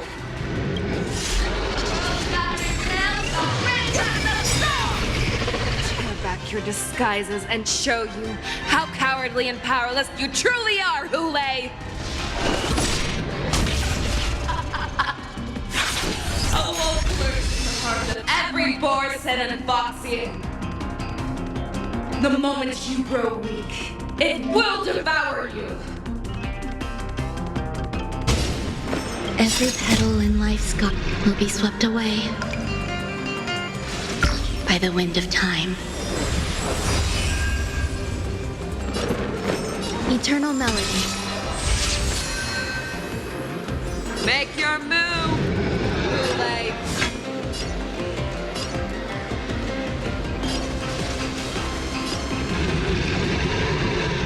Fearless and unstoppable! Too slow. That won't do.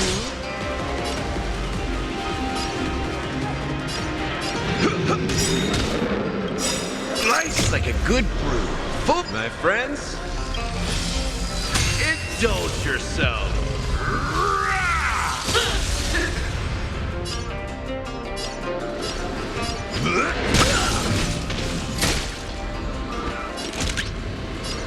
Liquidation!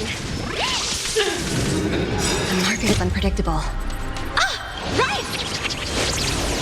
Investing in victory means playing the long game! I swear to be the arrowhead. Always soaring. Forever triumphant!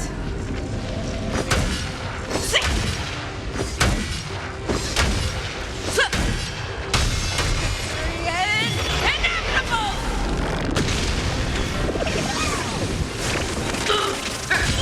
A picture of grace and elegance. Pay attention. Back down. Never hesitate! Too slow. That won't do. So, you in the mood for another beating? asset valuation begin. Stay away. You hold some academic value. You'll do. I swear to be the arrowhead. Always soaring. Forever triumphant.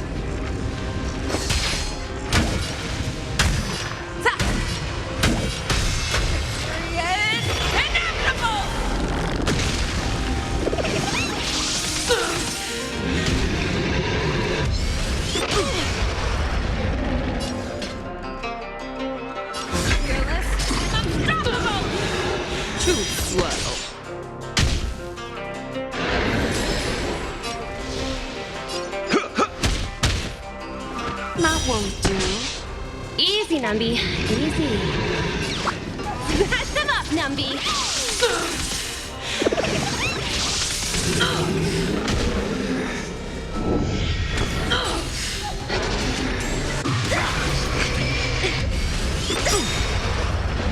There's more to life than drawing, but every petal in life's sky will be swept away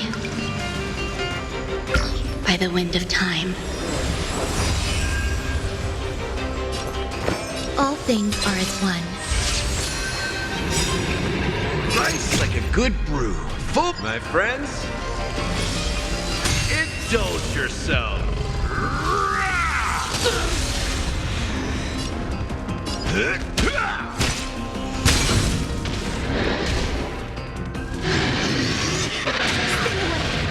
Have your fangs and claws dulled.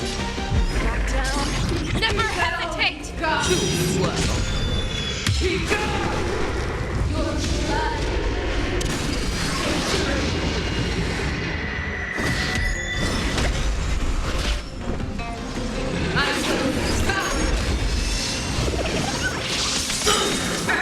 That won't do.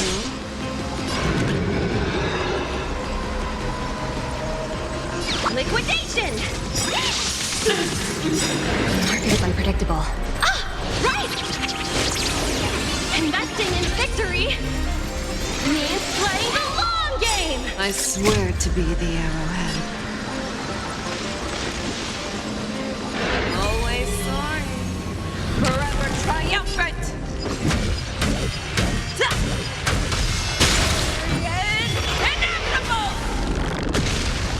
So, you in the mood for another beating? Let's kick things off with you.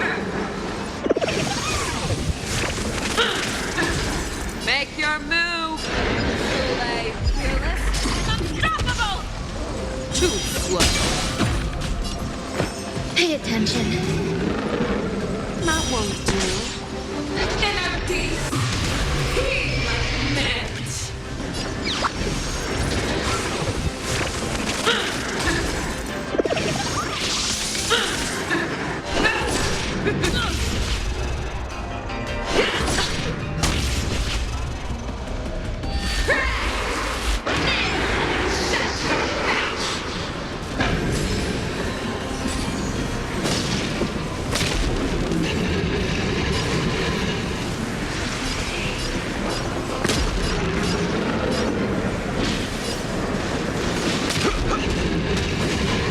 Have your fangs and claws dulled. Back down. Never hesitate! Too slow. I swear to be the arrowhead. Always soaring. Forever triumphant!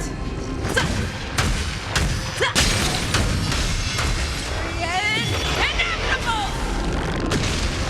You hold some academic value. You'll do. Let the asset valuation be. Smash them up, Numby! You've arrived, huh?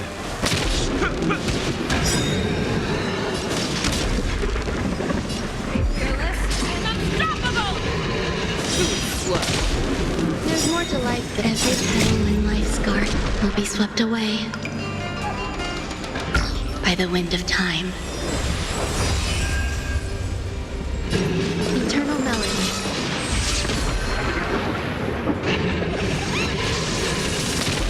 That won't do.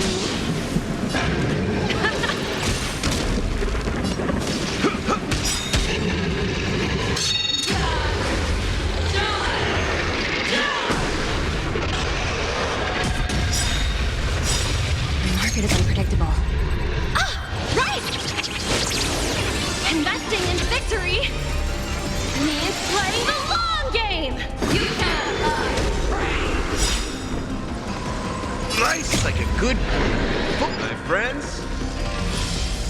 Indulge yourself.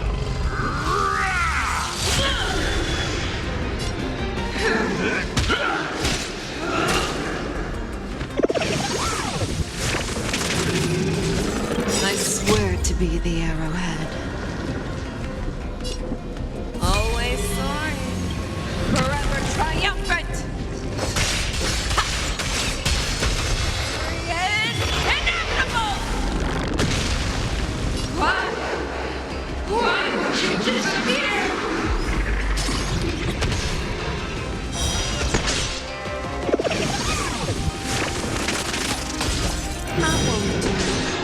You hold, pay attention. Liquidation! Have your fangs and claws fearless and unstoppable! Too slow. That won't do. I swear to be the arrowhead.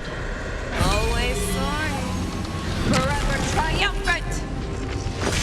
Yeah. Yeah. Ha. It's inevitable! Our little hunting game ends here.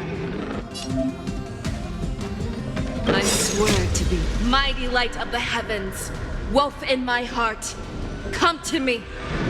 We shall conquer as one.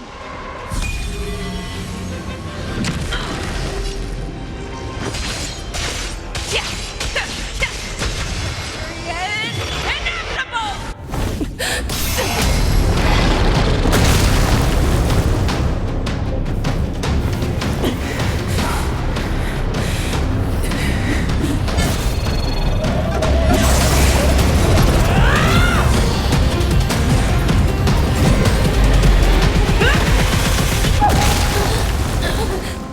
my only enemy has always been myself.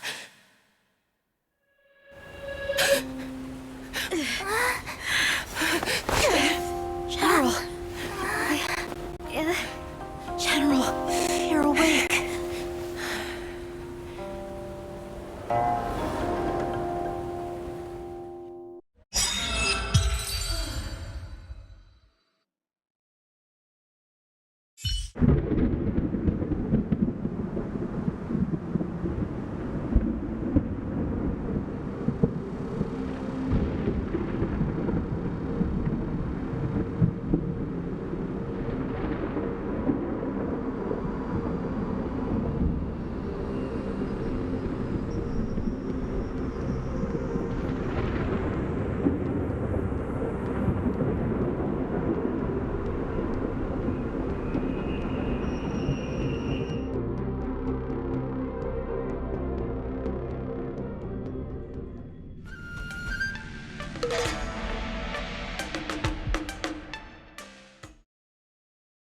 I'd like to hear their explanations.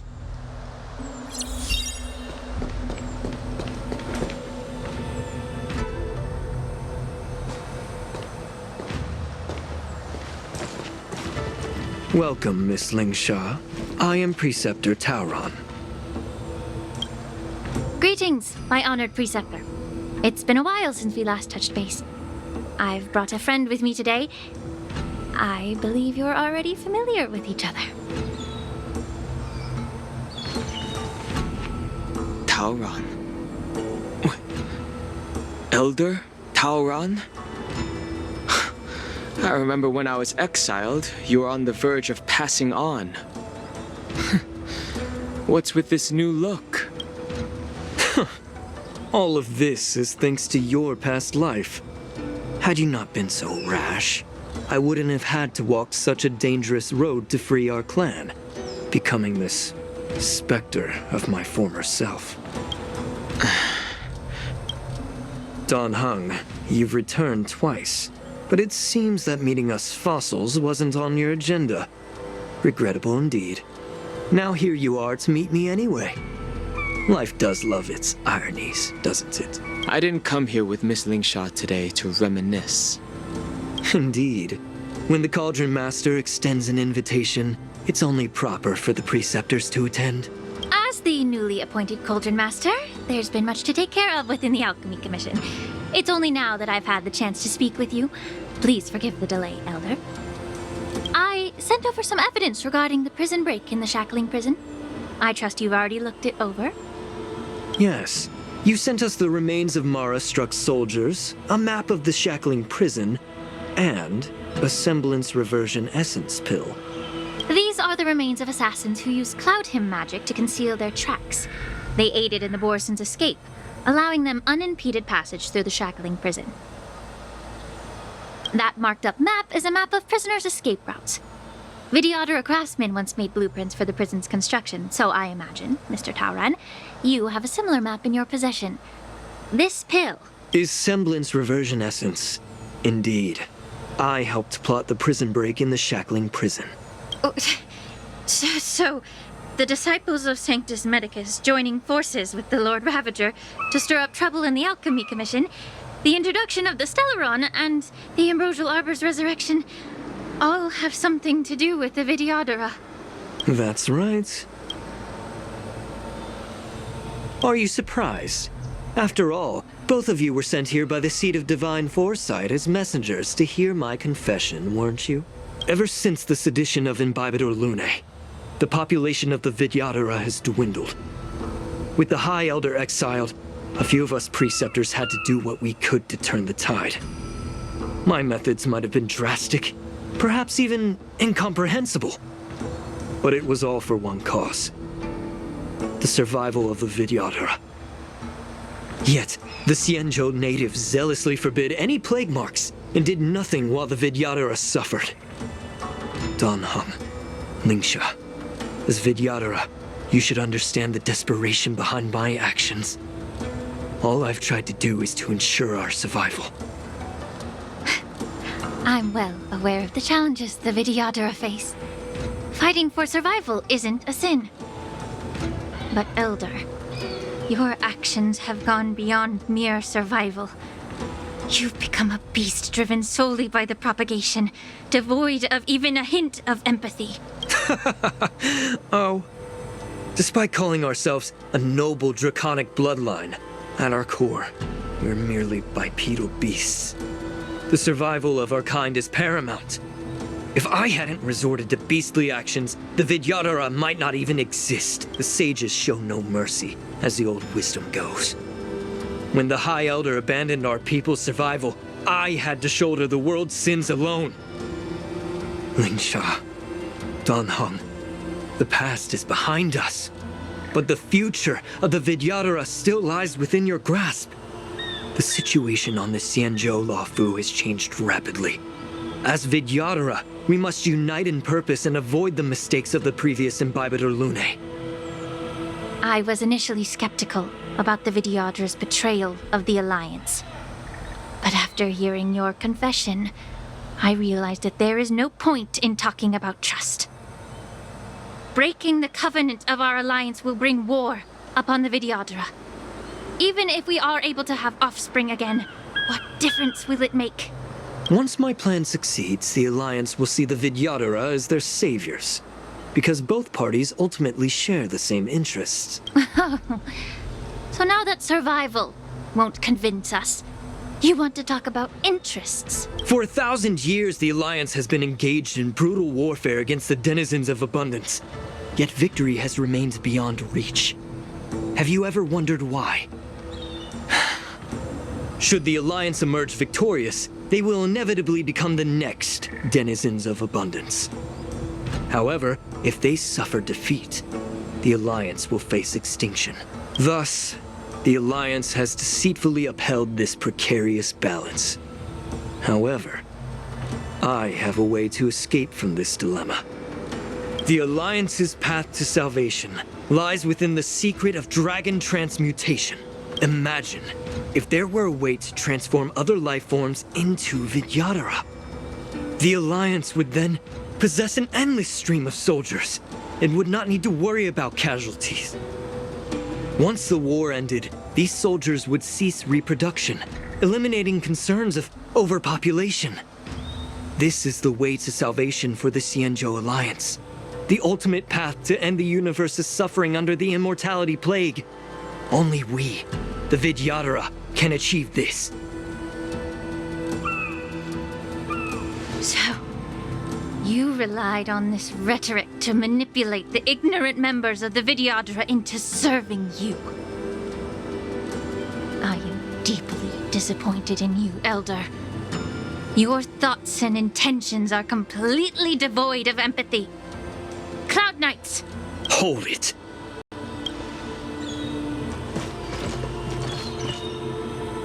Miss Bailu! Mr. Danheng and Sister Lingsha! Everyone's here? You think I don't know why you're really here? Jing Yuan sent you here to test me, didn't he? According to the oath between the Alliance and the Vidyadhara, it's forbidden to spill Vidyadhara blood on their own territory. Are you all ready to violate this oath in the presence of the Luofu's High Elder? Dragon Lady, there's no need to panic. Elder, the Vidyadhara's sacred grounds and the High Elder are not to be used as pawns in exchange for your life. You talk a big game. As if you have the nation and the people's best interests at heart. But when it really matters, you use a small girl as your shield. It's ridiculously pitiful. I've said it before. Survival is never a sin. We're all Vidyadhara, so you should understand my intentions. And as a Vidyadhara, I will leave for you a dignified solution. Leave the Scale Gorge waterscape immediately, and appeal to the top echelons of the Alliance. Let the 6 charioteers hold a trial, and sentence me to exuviation and rebirth. I see right through your plans, Mr. Taoran. Vidyadhara rebirth erases past crimes, but I'm well aware of the Preceptor's dirty tricks during rebirth. You might not be you, but you will still be you. I won't forgive myself for past sins under the pretext of knowing nothing, nor will I allow you to evade accountability. Danheng, I've always disliked your inability to see the bigger picture. Rebirth hasn't changed you one bit. Miss Bailu, as High Elder of the Luofu Vidyadhara, please share your thoughts at this moment. I don't want to stay here. I'm tired of being pushed around. I'm not some puppet to be controlled. Please, take me away with you. I understand. As the oath dictates, members of the Alliance are forbidden from harming Vidyadhara here. But I've long since severed ties with the Alliance. Right now, I'm simply a nameless, free to come and go as I please. The oath of the Xianzhou means nothing to the spear in my hand.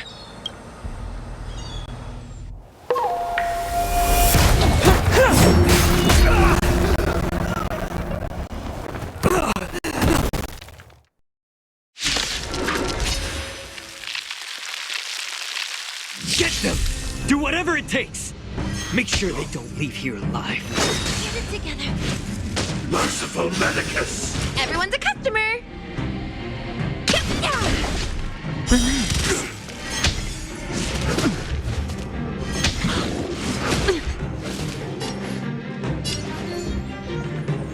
Time to cleanse the filth. Wouldn't you agree? Destiny isn't chosen. Good times. Time to say bye. Boom.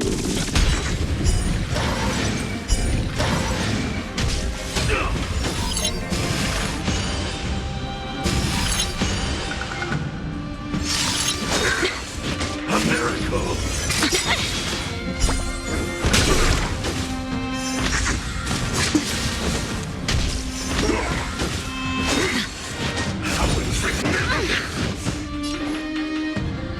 The truth burns clear as a flame. Everything in this world is merely fleeting.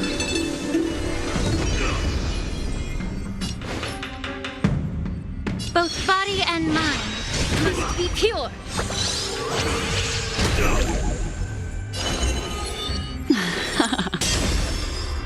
Stand still.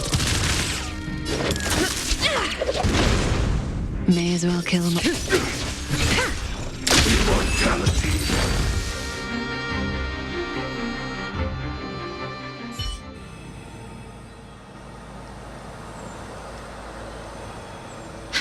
Dragon Lady, are you all right? I'm fine. Thank you for rescuing me.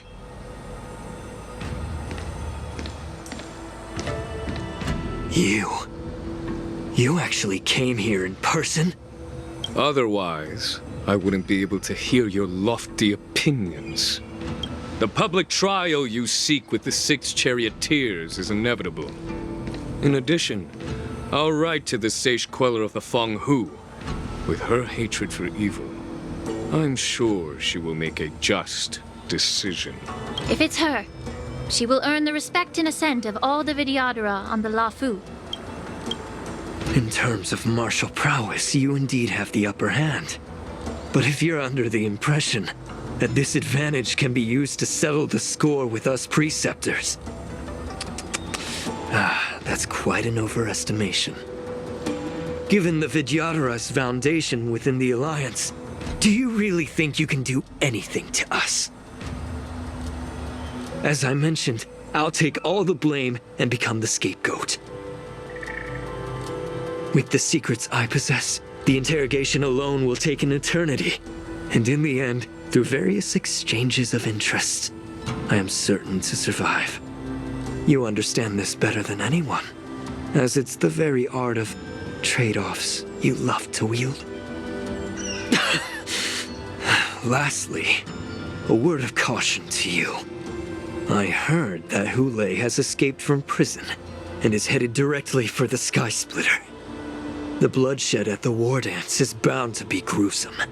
Perhaps, even before my trial, your impeachment will have you in dire straits first.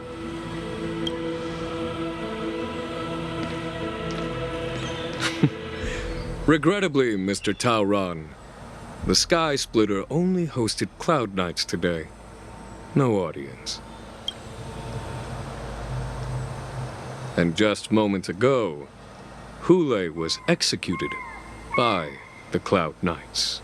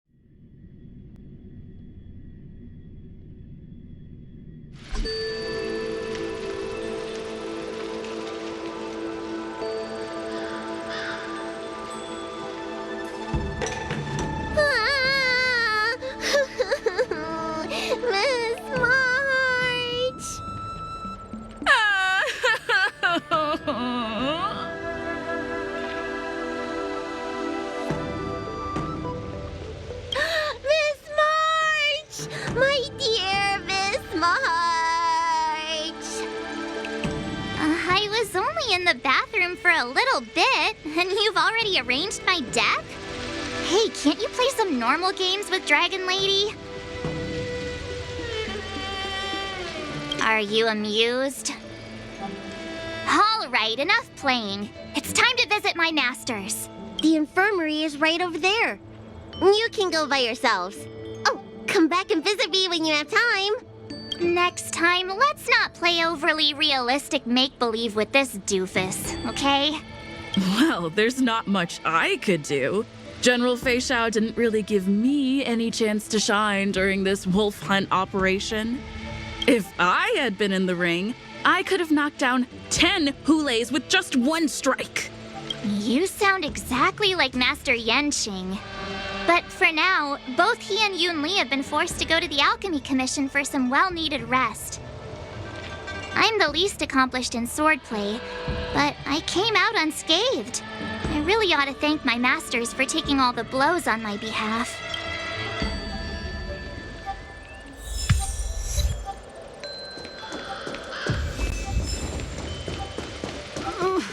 Can you just give me some peace and quiet? I'm pretty busy. That is, unless you can get me out of here.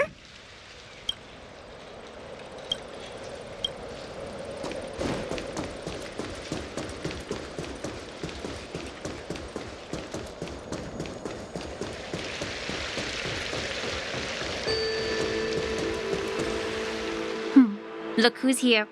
The beloved Trailblazer and the charming March 7th. You came to the Alchemy Commission today. Oh, I get it. You are here with March to visit her masters, aren't you? Exactly. How are my masters doing at the moment?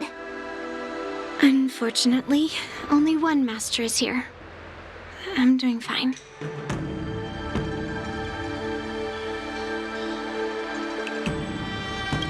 Hey, watch your words! Don't you jinx my master! His injuries weren't that severe. But, well, he'll still need some more time to rest. Considering the intense battle with Hule, and then with General Fei Xiao. The rigorous sparring session with her. His small body couldn't take it anymore. Master Yun Li, didn't you also engage in combat? The little babies from the Luofu just don't have the resilience that us kids from the Zhuming have. I heard from Modza about the tough battle against the wolf troopers. You fought alongside Modza. Did you get hurt? I can guess why. General Fei Xiao is just too strong. Yun Li, go and lie down. Got it, Ling Sha. What about that smiley fox healer? And the guy with the hood? Thank goodness you and the others found Yao Cho. He lost a lot of blood and needs to rest properly. He and Maoza are seriously wounded. I've had to forcibly confine them to the Alchemy Commission. All three from the Yaoqing are critically injured.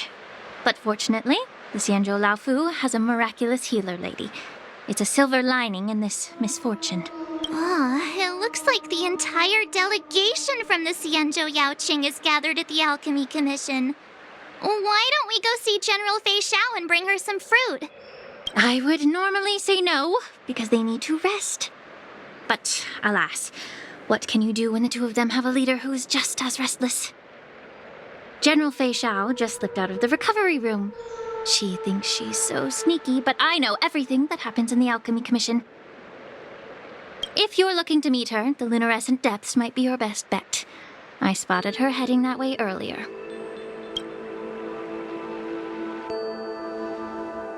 The sound of those footsteps. They must belong to General Fei Xiao. Out and about, despite the doctor's orders. What a coincidence. Someone else who refuses to listen to the doctor's orders. Well, being a doctor myself, I don't think my knowledge of my own body is inferior to the Dragon Lady's. The healer does not heal himself. Don't try to act tough in front of me. I'm sorry, Zhao Cho. I didn't expect you to use poison that way. What a miscalculation. If only I'd found you sooner. If only I hadn't sent you to the shackling prison. The way you're speaking, is this really the Fei Xiao I know? Or could it be a Borisin assassin, imitating your voice to take my life? Zhao Cho, your eyes. You can't see anymore, can you? I can still clearly hear the sound of the waves. That's enough for me. Don't blame yourself. You know what I'm more concerned about? Has your body had any changes since you swallowed the Crimson Moon? I'm not sure. There don't appear to be any changes. However, the many doubts that once plagued me have dissipated. I never thought I'd live to hear you discuss your health again. But thanks to Moza and that child, the price I've paid seems trivial compared to what we've achieved. I hold no grievances, Fei Shao. I am content.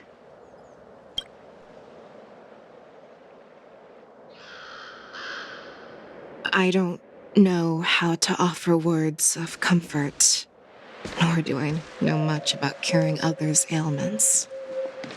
I am just a warrior, so my pledge to you is simple. An eye for an eye. So you were here too. In this vast universe, there's bound to be someone who can heal your eyes. I'll find them.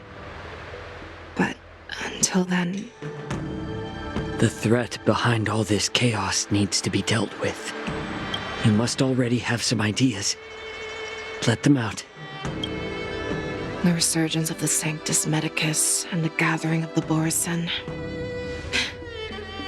are merely distractions orchestrated by an unseen force, meant to divide the Alliance's attention. Unfortunately, they picked the wrong fight this time. Once we return to the Yaoqing, I'll personally lead the Verdant Knights into battle. I vow to take down a Lord Ravager and teach the Ruined Legion the true meaning of the hunt.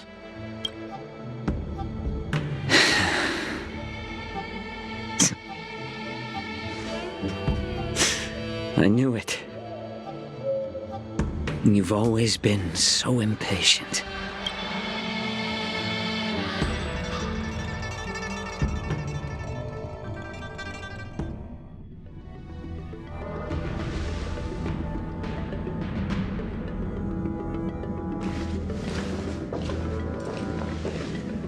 I apologize for my tardiness once again. The Alchemy Commission detained me for some time for a health examination. They released me only after ensuring I was in good condition. General, seeing you safe and sound puts our minds at ease. Hulei's escape caused significant upheaval and forced the war dance to be put on hold. A truly unforeseen disaster. Fortunately, the younger generation showed their valor. They bravely tackled the crisis, putting an end to the disaster and providing a glimmer of hope in a dire situation. Before Master Diviner Fu Xuan's departure for the Yutre, I consulted with her about the war dance. She left a note stating, "The hexagram oscillates between thunder and heaven, a sign of great power," assuring us that we would successfully navigate any challenges. She advised me to trust the younger generation's abilities and let them lead. Her predictions, it appears, have come true. It's just... the Xianzhou Luo Fu's long-standing duty of keeping Hulei imprisoned ended with his death on the Sky Splitter.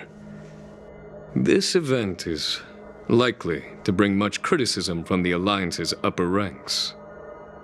However, Hulei's demise might actually be a blessing in disguise. Broadcasting this news could derail the Borsen's resurgence and quash the ambitions of those who wish to take advantage of his return. Hand over Hulei's remains to the Xianzhou Yaoqing, and I'll handle the explanations to the Alliance. But what about the war dance? While the Wolf Hunt mission was a success, the events on the Sky Splitter remain a secret. However, the news of the Borsen's attacks on the streets will spread like wildfire. The war dance was interrupted, so it must be reconvened. As for the people who witnessed the attacks, beyond placating them, we also need to show them the Xianzhou Cloud Knight's fearless dedication. On the war dance's opening day, Rogue Borison attempted to stir up panic, but was swiftly neutralized by the Merlin's Claw and the Cloud Knights. A genuine tale of heroism that will captivate and calm the public. As Elder Huayan suggests, the Luo Fu will do its best to heal the wounded and compensate those who were affected. We aim to reopen the war dance in the coming weeks. This settles the immediate concerns on the Luo Fu, but my thoughts linger on the orchestrator behind these events. From the onset of the Ambrosial Arbor crisis, The Xianzhou Luofu has experienced numerous disturbances, directly linked to the Lord Ravager Fantelia. Her attempt to infiltrate the Xianzhou with the Borsen and sway the Luofu preceptors to join the Sanctus Medicus's insurrection was unsuccessful. But I have a feeling that she is indifferent to the success of her plans. Rather than outright victory, Fantelia's motives seem to lie in breeding discord and chaos among allies. Should the Alliance fail to mend these rifts, it risks disintegrating into a pile of sand. The goal of the Xianzhou Alliance has not changed for thousands of years. Perhaps we should point the weapon in our hand toward this new adversary. I plan to bring this matter before the Marshal following the war dance. With Elder Huayan's insight, one wonders how the Marshal will react. It's clear we're engaged in a game of chess not seen in thousands of Amber eras. A game where even the strategists become pawns in battle, where the stakes are as high as the fates of countless stars in the sky. Predicting the Marshal's decision is beyond me, yet she's well aware of our concerns. She has tasked General Yao Guang with performing extrapolations day and night to gauge the situation comprehensively. We gathered today not just to tackle the Luofu's predicaments, but also to address a matter requiring our collective presence. Yao Guang has sent a message from the Xianzhou Yuchui, informing us that she wishes to share the results of recent calculations she made within the Matrix.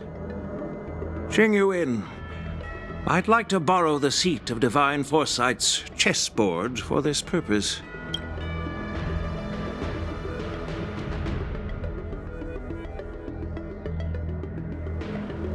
Hello, everyone.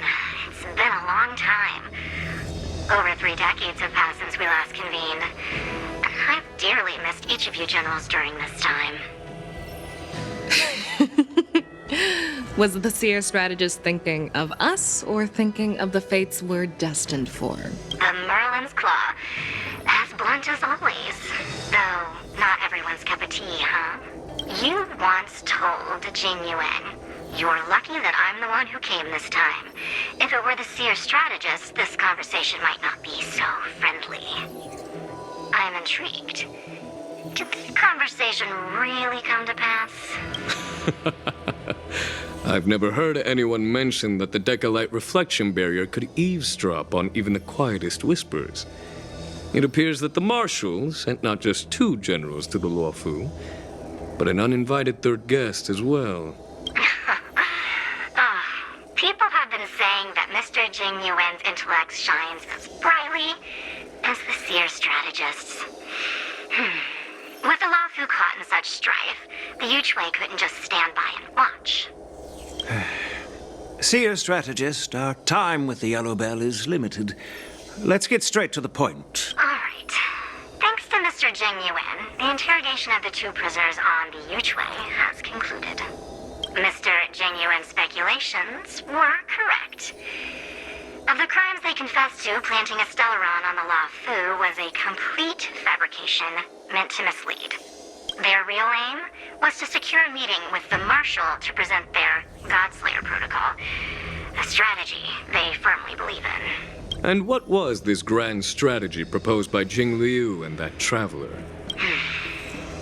The narrative they painted was vast and difficult to put into words. It all revolves around the coffin of the blonde traveler. To be precise, it's the remnants of the propagation. The remains of the swarm author? More accurately, it's a fragment of the divine body. In the future they depicted, this fragment serves as the final nail, sealing the fate of the plague's author and securing its doom. Before reaching that point, battling the gods necessitates a larger alliance. Hence, they sought out an ally for the Xianzhou. I assume you've all heard of the famed Genius Society member number 81, Ron May, haven't you? The eye of the Yuchwei, has just seen this uninvited guest arrive on the Xianzhou Lafu. 3, 2, 1. Right on time. Now, as for the best way to receive our distinguished guest, I'll leave that in your capable hands.